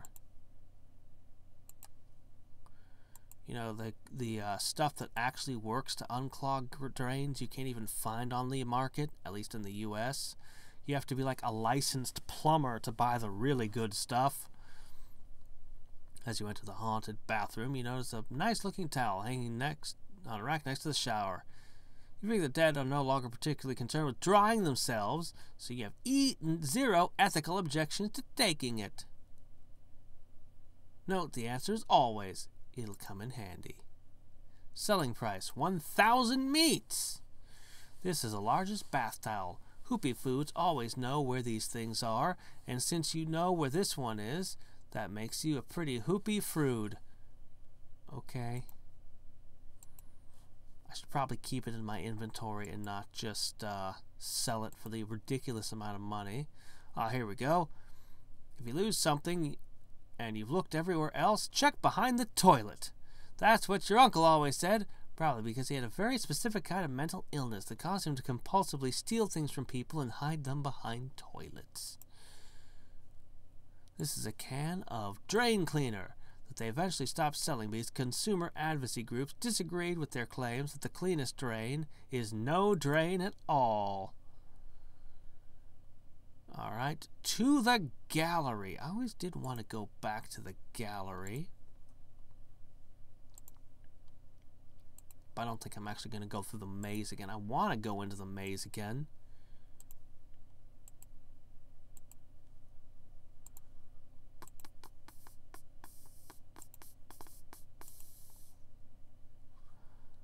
In a disused corner of the gallery, you find a door leading to a disused supply closet. Amidst the stained drop cloths and empty oil paint tubes and paint-stiffened brushes. Oh, I hate that. You gotta clean those brushes real thoroughly every time you paint. You find a flask of mostly evaporated turpentine. Alright, I guess we'll go upstairs. The laboratory once more.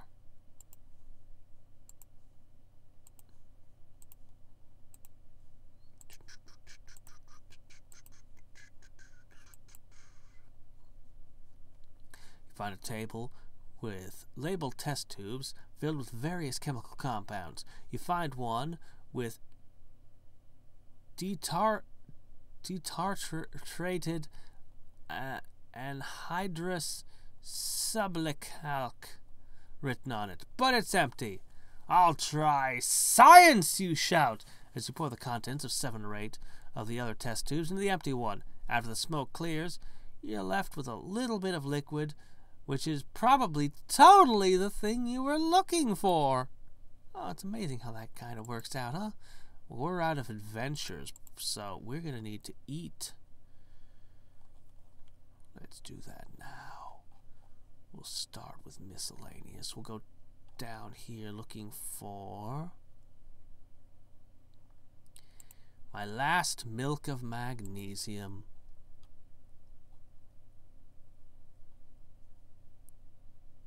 And then I'm gonna go with we'll eat these.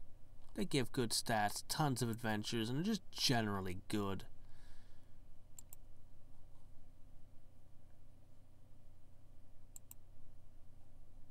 Alright, looks like we're done here.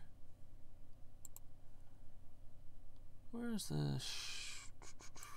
No, okay, we definitely used them all. Okay, this should be plenty of adventures to finish here. So, the storage room. I still want to explore down in the basement, all those other rooms too. Oh, hey, a sheet cake. Nice. If I can just make another chocolate mousse somehow. Oh, hey, it's one of those... I think I did all these already. Oops. Oh, wait. Oh, oops. Okay, we're done.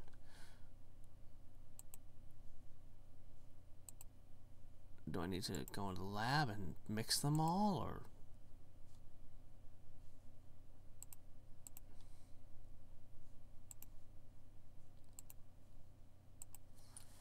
All right. Ooh. You mix the mortar dissolving ingredients into a nasty smelling paste and smear it all over the brickwork with a mortar. Smoke begins to pour from the cracks between the bricks. As the solution does its work, the wall collapses, revealing an eerily lit chamber beyond. So they bricked this up.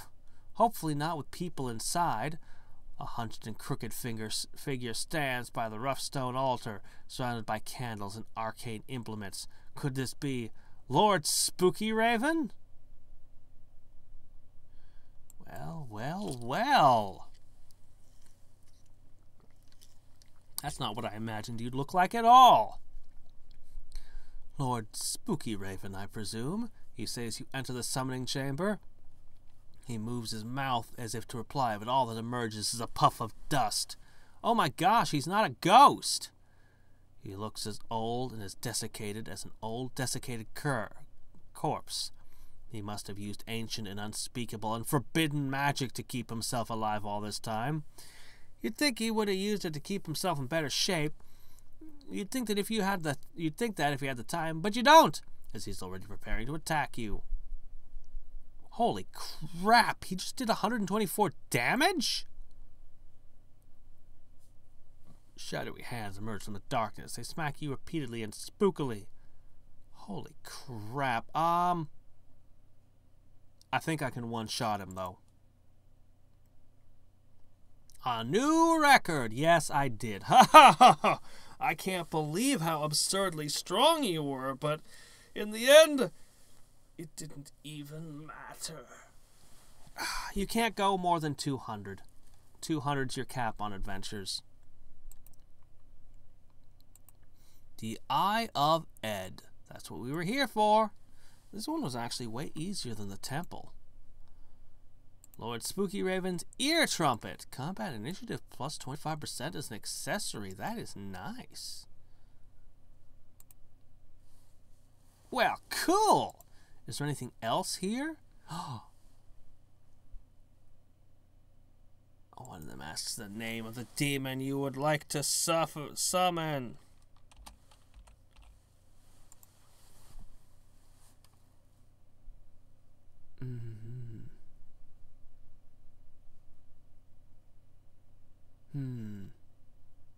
Okay. Alright, interesting. Whoa, how'd I end up here? So we'll have to remember that we have a demon summoning thing anytime. Yeah, but if you eat food, you can probably reach the max in 2. Easy. Alright, I still want to explore the other rooms in this place. Let's start with the boiler room. Of course I'd fight a boiler! What was I expecting? Somebody shoveling the coal? The boiler suddenly springs to life. And I don't mean it startles you by switching on and doing the things boilers normally do. No, I mean the front grille twists into a malevolent face and flames dance around in its evil little eyes, and it roars and belches flame and opens a red-hot iron mouth to try and eat, boil, burn you alive. So, you know, look out. Tries to press a hot grill on you, but you tell it to stay out of your grill. It blows tongue of flame. You stick your tongue right back. It blows steam at you. But you admit that everyone needs to let off a little steam now and then. I could keep blasting with fire damage all day. It won't go down that way. I could just do this, you know. A Coultergeist. You peer into the coal bin. It's really dark in there. Black as, well, night, I suppose. Black as the black market, I guess? If only there were a way to subtract that dark enough to describe the darkness you see within that coal bin. Then there's a clank and a clatter, and a poltergeist whirls all the coal in the bin into a vaguely humanoid menacing form. All right, coal. That's how black the darkness was. How silly of me. There was this series of children's stories, something in the public domain, where they had a little tiny person who slept underneath a piece of coal in the basement. I can't remember what he was. He wasn't a leprechaun. He was some kind of fairy folk. He'd go around pulling pranks on everyone and stuff. I don't know. I apparently don't remember enough of it to describe it. I know that one of the servants decided to steal some of the coal to keep herself to keep her house warm, and she stole the one that he slept under. Didn't go well for her. Fills the air with a hail of lumps of coal and clouds of thick black coal dust. You get bruised, battered, and mesothelioma. Bah. I've heard that one pronounced before. 17 damage, huh? They're still below me, but, you know, at least these enemies are better than the others upstairs in the mansion. A steam elemental! A valve opens in one of the pipes near you, and you brace for a cloud of scalding steam to come out. Instead, a little voice says, "Steam elemental is updating. Check updates 1 of 256. You tap your foot and wait for it to finish. But then it asks you to log in and choose a password to fight the steam elemental. You refuse. After a few "Are you sure" messages, the steam elemental finally pulls out and squares off against you. By the way, steam will melt your flesh off faster than fire, because it's better at transferring it's better at transferring all that heat into you, you know? I got a Steam card! It's a Metroid! I mean, I knew it was making fun of Steam, but I wasn't expecting to get a Steam card! Oh my gosh. Oh, you guys can't see it because... Oh, I have to find a way to display this. Oh...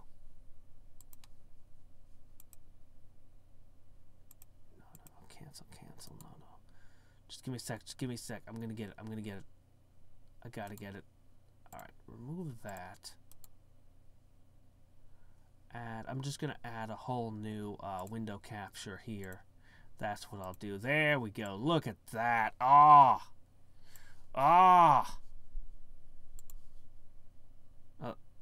Sorry about that. Okay. I want more of those. I want the whole set. And I don't even care about Steam cards in real life. I'm like, Steam gives me cards.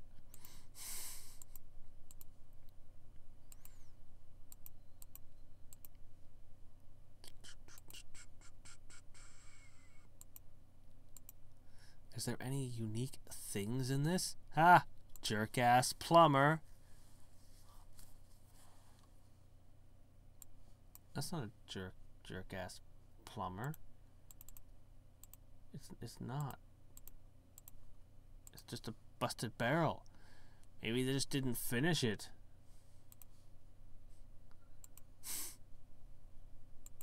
Okay.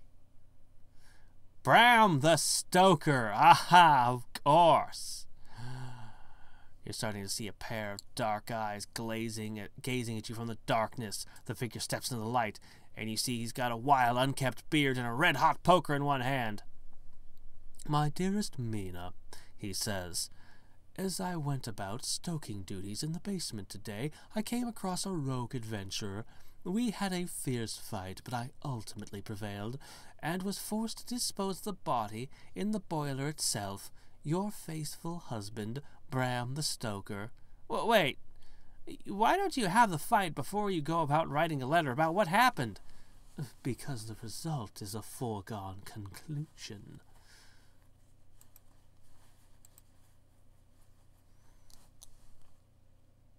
Bram's choker. Oh, that's really good. Monsters will be less attracted to you, +3 PvP fights, and 10% Moxie. This is a little tight necklace that Bram the Stoker wore while he wrote his master work.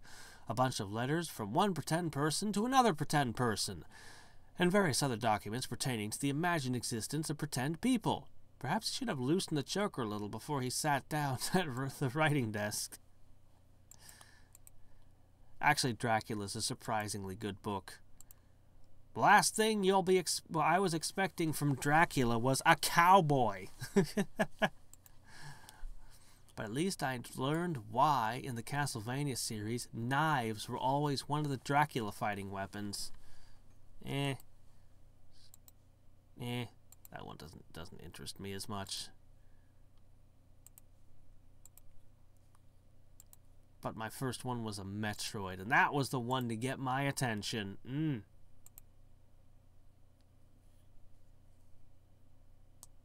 Is there any way to make a frying pan non-stick without having to scrub it afterwards? All the frying pans I use, I have to scrub after each use.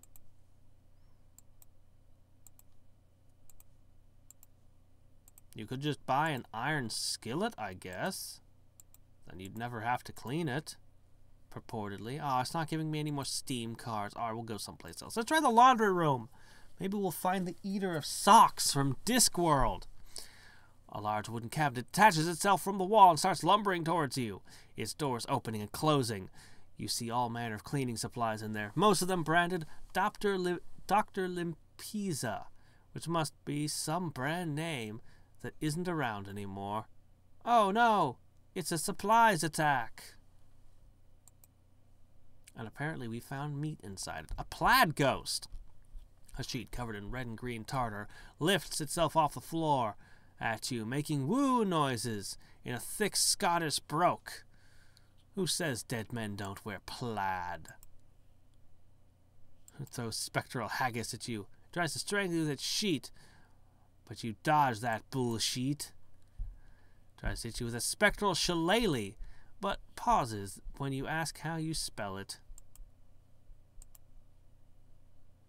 Tries to beat you with a sporran, but you dodge the sporran-wielding moron.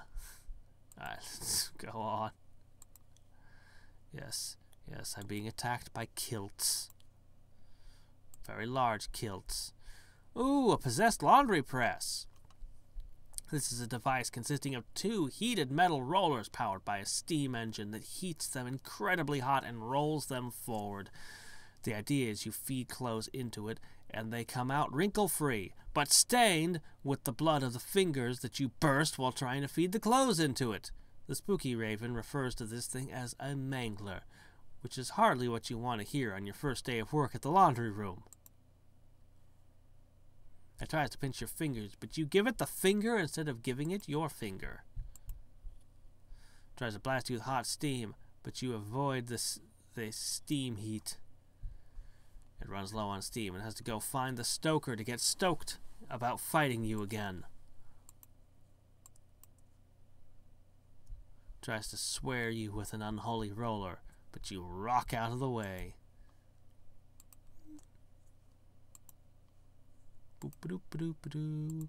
Got anything else of interest in here? Special fights or anything? Maybe, yes, no? Not really? Oh, what's this? The lights out can happen down here, too. As you walk through the laundry room, the lights begin to flicker and you hear a sonorous booming of a clock striking somewhere in the house. It seems like each toll is louder than the last one. And by the 12th, you have your hands over your ears. The reverberations knock dust, plaster, and mouse corpses out of the ceiling into your hair. After the 12th ring, you sigh in relief and you fall! Only to clap them back on when the 13th bong threatens to shake the very house to the foundation. All the candles lighting in the laundry room snuff out at the same time, leaving you standing in the dark, wondering which silhouettes are laundry machinery and which are face-eating demons. At least all the clanking and clattering of the possessed laundry machinery finally goes silent. Snag some clothespins, I guess. You pick up a handful of clothespins, and they start twitching and snapping in your hands. One of them clamps shut on your thumb. You shake it off, drop the clothespins, and stomp wildly on them until the lights come back on. Well, that was exciting. Alright, let's try the wine cellar. These are the reanimated skeletal remains of one of Spooky Raven's wine servants. Historians disagree on why he had so many wine stewards and theorize that perhaps they were they were simply additional mistresses disguised as wine stewards. At this point, though, any academic curiosity you might have is overshadowed by your desire not to get hit in the head with a wine bottle.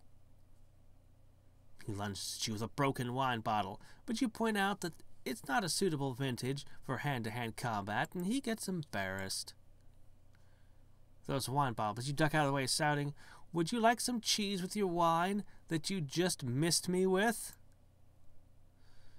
Okay.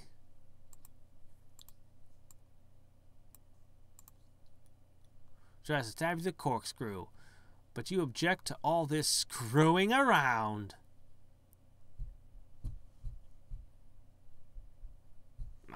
I don't know what to tell you. I don't know. Maybe if you only cooked things that were water, then you wouldn't have to clean them. I'll tell you a little secret about cleaning frying pans and pots and things.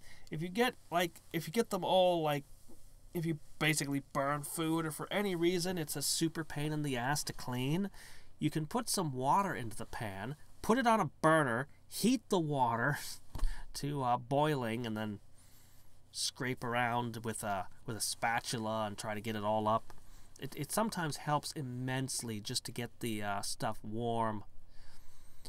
This guy has been down in the dim, dank wine cellar for far too long, soaking in the unhealthy atmosphere of this place, and in bottle after bottle of Spooky Raven's fortified wine.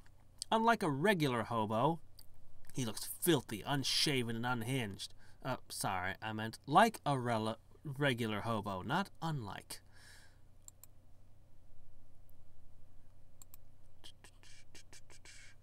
His eyes go black, and he starts reciting forbidden words in a forgotten tongue.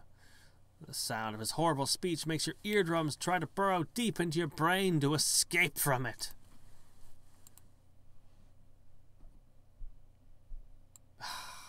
That joke is not going to pass my lips. My standards are pretty low, but not that low. Alright, blast him. You're fighting a possessed wine rack. This is an old splintering wooden wine rack that has been taken over by evil spirits. Haha, wine rack, spirits, I see your joke there. And wants revenge against humans for the years they use it as storage. It still has lots of bottles of wine in it. Presumably some of the bottles have turned to vinegar, and judging by its aggressive behavior, you'd say an equal number of them have turned into piss. Ah, it's full of piss and vinegar, is it? A bottle of port flies at you. You dodge to starboard. The wine rack gallops towards you, but you manage to avoid being trampled.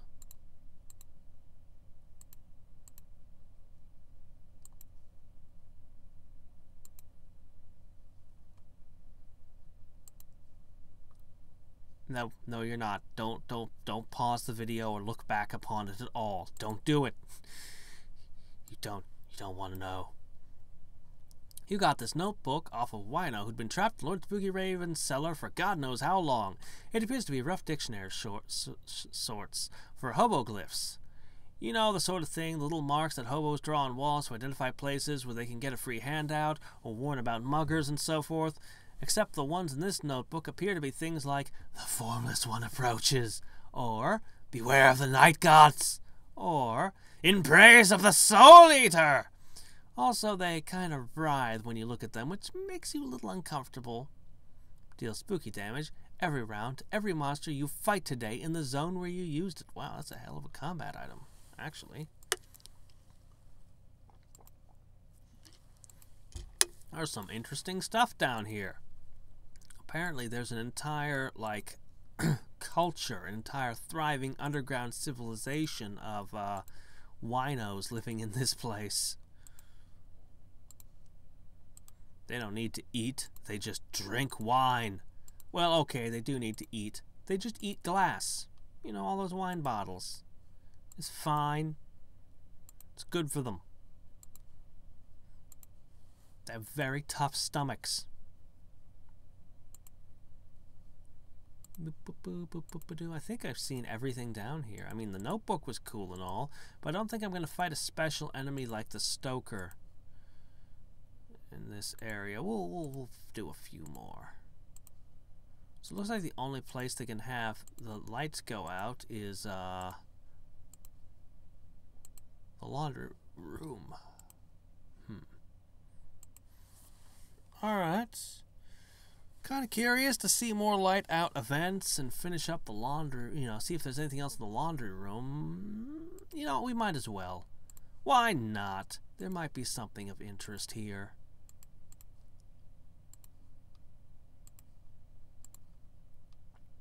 Fabric softener. Weakens enemies a lot. It protects you from the imaginary problem of hard fabric. Oh no, not hard fabric. If I were wearing that, that might... What was that, starch? Bloodstained stick. Regenerate 8 to 10 hit points per adventure. This is a stick of a weird wax whose label claims it will remove any bloodstain from any surface. No questions asked. Oh, here we go. Let's see. Let's investigate the steam press. As your eyes adjust to the lack of lighting, you see the steam press sitting silently. You figure it's a good opportunity to check the thing out when it isn't actively trying to kill you. You run your hand over the rollers without the steam running through them. They're cold and clammy. In fact, the condensation is so thick that one of them is practically dripping. Then the lights flicker on. You see the red stain in the rollers that you've unwittingly transferred to your hand. The press steams to life, clacking threateningly. You wipe your hands on a sheet and get away from the thing before it mangles you.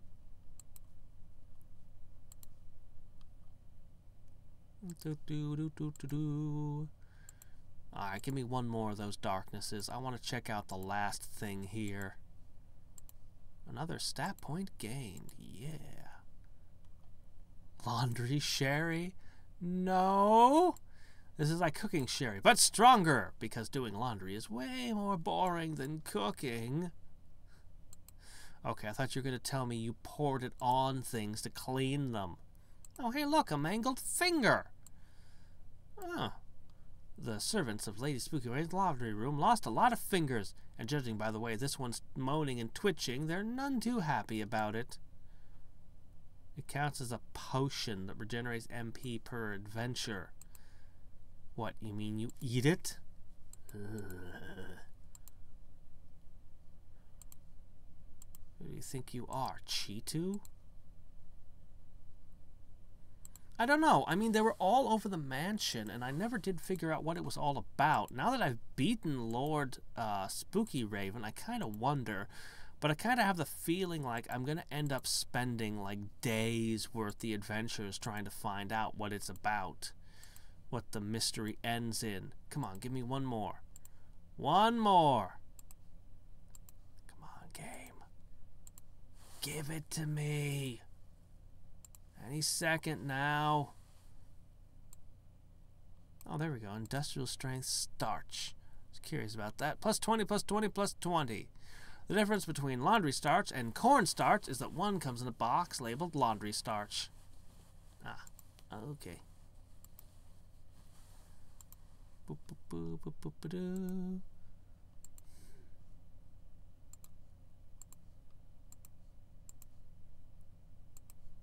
I'll tell you, this barrel is the greatest familiar ever. Great, I'm going to run out of adventures and still not have it. That's fine. I will just drink my problems away.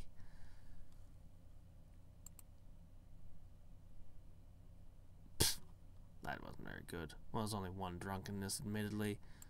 The slap and tickle? 12, that'll work. We'll drink these fruity girl drinks, apparently. Fruity girl drink, as in there's fruit in the drink, or it's the kind of drink that only people who are made out of fruit drink.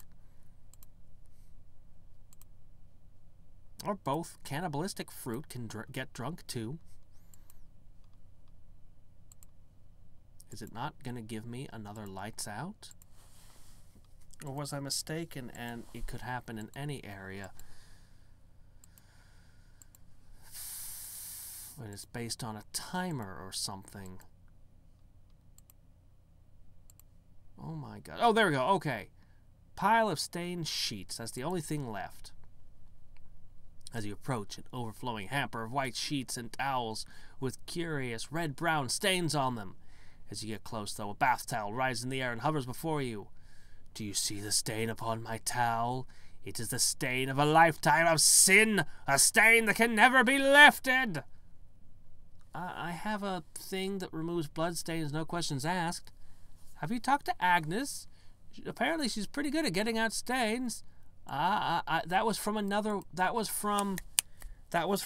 one of these. Remember, I looked out the window upstairs in the attic, no, in the storage room, or something like that, and she's all like, "I can get out any stain.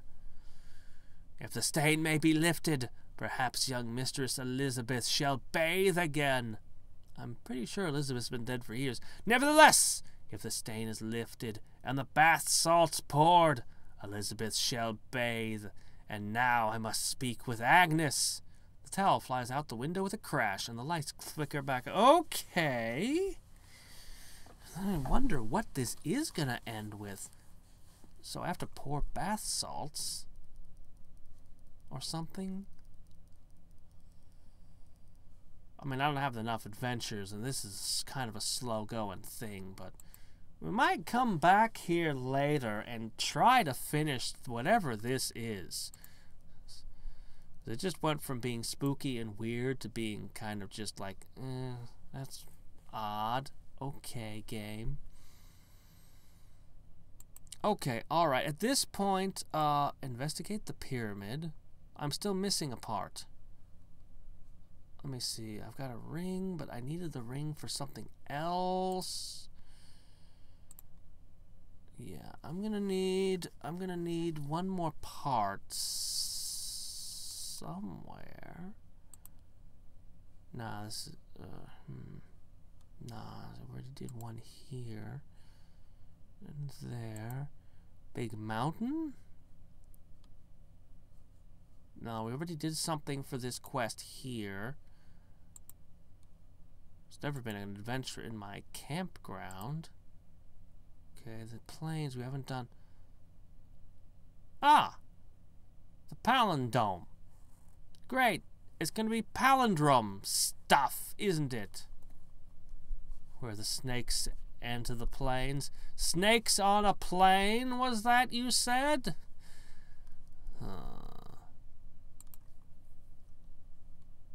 Inside the palindrome. Well, it's got to be the...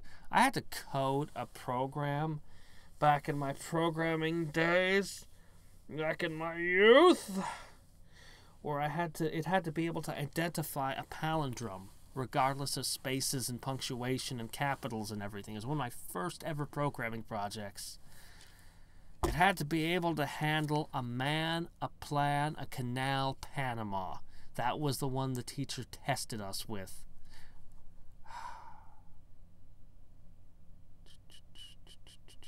I just did check the pyramid. You're unexpectedly approached by a gaggle of geese in white robes. "Greetings to you, sister," one quacks. "I'm pretty sure I'm not your sister. Dad would have had something to say about that." Helen of Troy? "We are all siblings under the eyes of our Lord. Would you like to purchase an autographed picture? The proceeds go to benefit orphaned goslings." An autographed picture of who? God? "Yeah, here, take a gander." "Ah, put me down. I mean, look at the photograph." "Oh, sorry. Wait a minute. This is a photo of Telly Savalas." No. That's our God. We're pretty sure about this. But look, he's got the lollipop, and he signed it from Kojak. Who loves you, babe?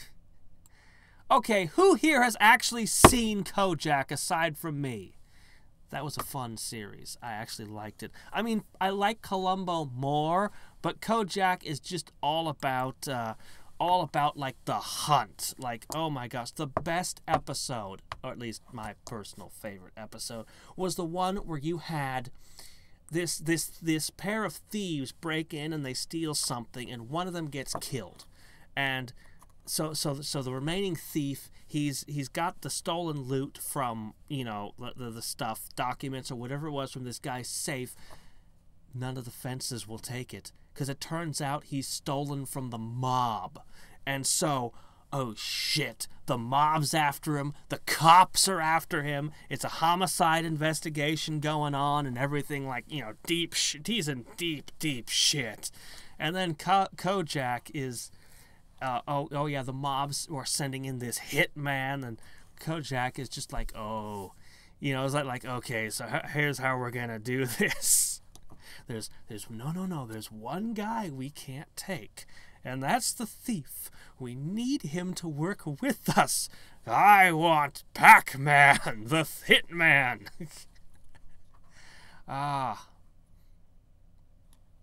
Anyway, look, buddy, if you're not looking for some kind of holy war, if you're looking for some kind of holy war, we're totally ready to throw down. That's a picture of God. Now, do you want it or not? I'll take a picture of Telly. Sure, why not?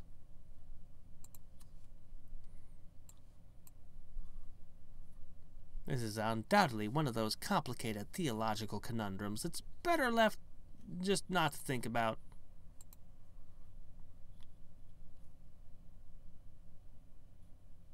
What? Who put a cat in a taco? It's just wrong. You don't do that. You don't eat cats. You don't eat cats. This is a gnat, which isn't remarkable, but is deeply tanned, which is remarkable. I mean, how do you rub sun tanning lotion on a gnat? That was terrible. Oh, hey, flaming yawn. Flaming tangy gnat. Mostly for the sake of this dumb palindrome joke. Of course. Of course. Stab bats. Everything in here has to be a palindrome. That's why there's a taco cat. Of course. Stab bats are all wings and sharp pointy things. If attacked by a flock of stab bats, it's recommended that you run. You run so far away. They stab and stab you all day and night.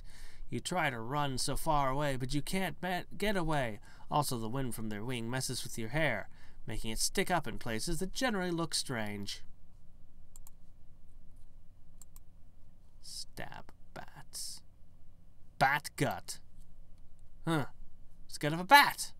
That's why they call it bat gut. If it were the gut of something else, they'd probably call it something else gut.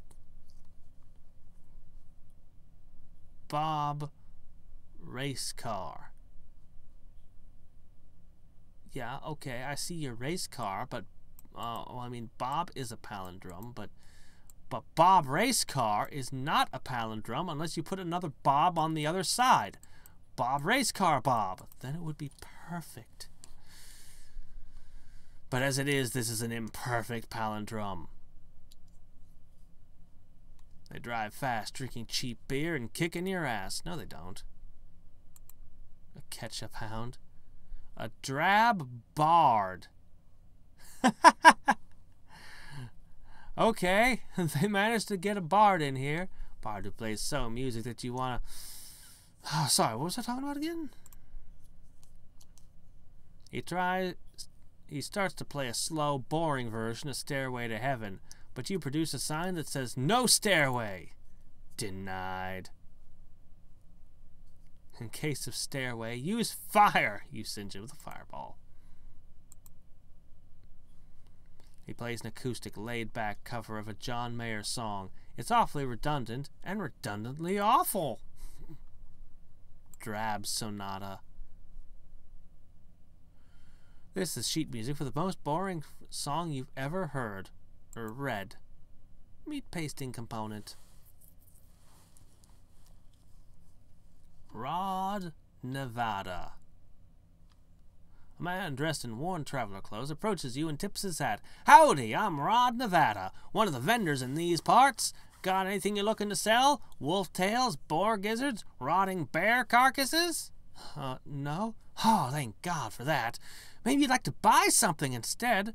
I'm afraid all I've got is this piece of hard rock candy, but I'll sell it to you. After you make the transaction, Rod loudly spits on the chunk of red candy spits a chunk of red candy to his hand. Hey, I'm not paying for used candy. Well, how about a photograph of used candy? He pulls an instant camera out of his pocket and takes a snapshot of the candy, which he hands to you. No, that's an even worse deal, you reply. Or you would have replied, had Rod not run off before you got the chance. Okay, there's some kind of photography thing going on here. This is 2 quest items that are photographs.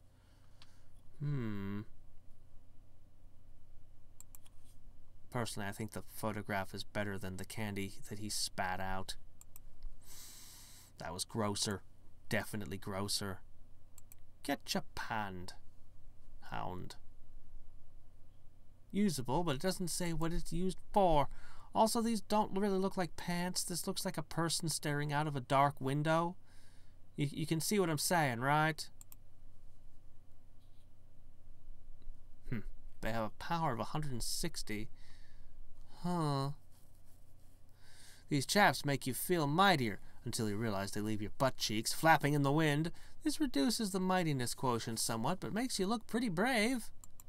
Or you could, you know, wear pants and then put the chaps over them.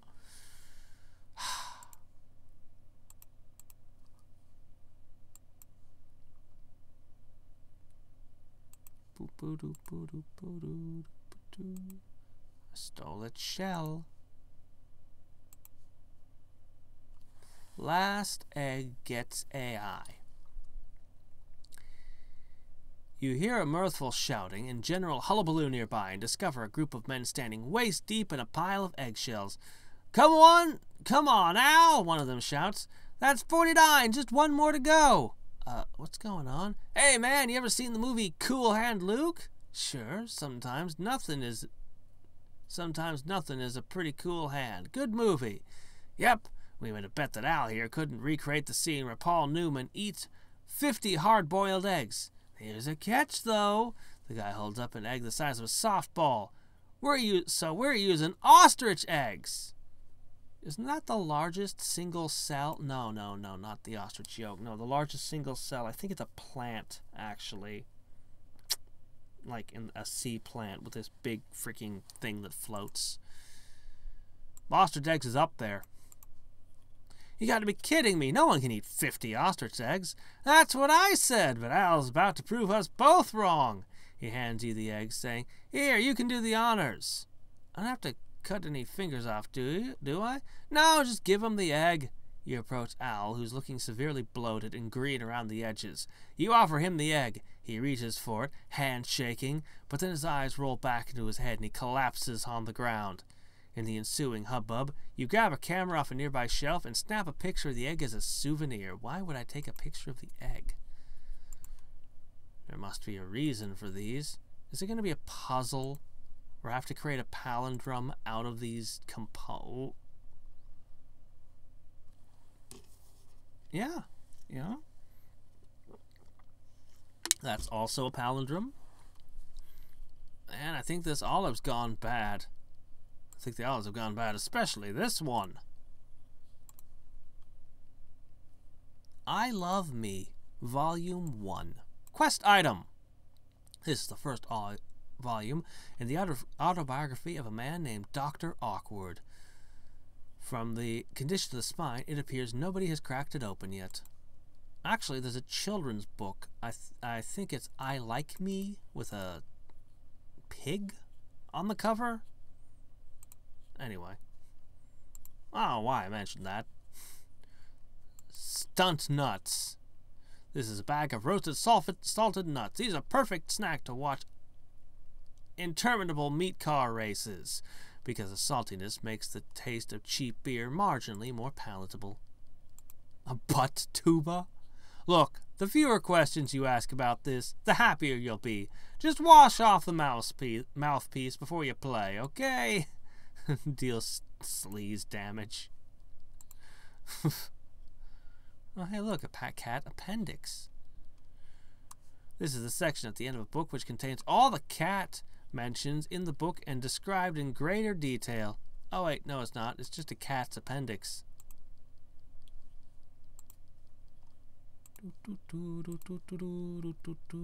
Guitar pick. This is an ordinary guitar pick. It's so ordinary that it's completely boring. I'll be the judge of that. What if I find guitar picks endlessly fascinating? No, I don't find guitar picks particularly fascinating. I was one of them kids what learned to play the keyboard instead, not the guitar. My father played the guitar. Do I get another picture? I'm afraid we're running out of today. There's only 7 more. Oh, read the book. There's a thought. I didn't think to read I Love Myself. We must fix our self-esteem. This book is mostly just a collection of insane, egotistical ramblings, but you skim through it looking for the good parts, of which there turn out not to be any. On the bright side, the jacket flap does list the location of Dr. Awkward's office, which is right here in the palindrome. You should go see him and tell him how much his book sucks, and about how you threw it away as soon as you read it because it's a thing that also just happened.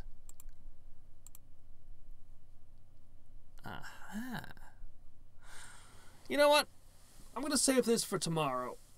Oh, I think I'm going to use all my spleen items and go to bed.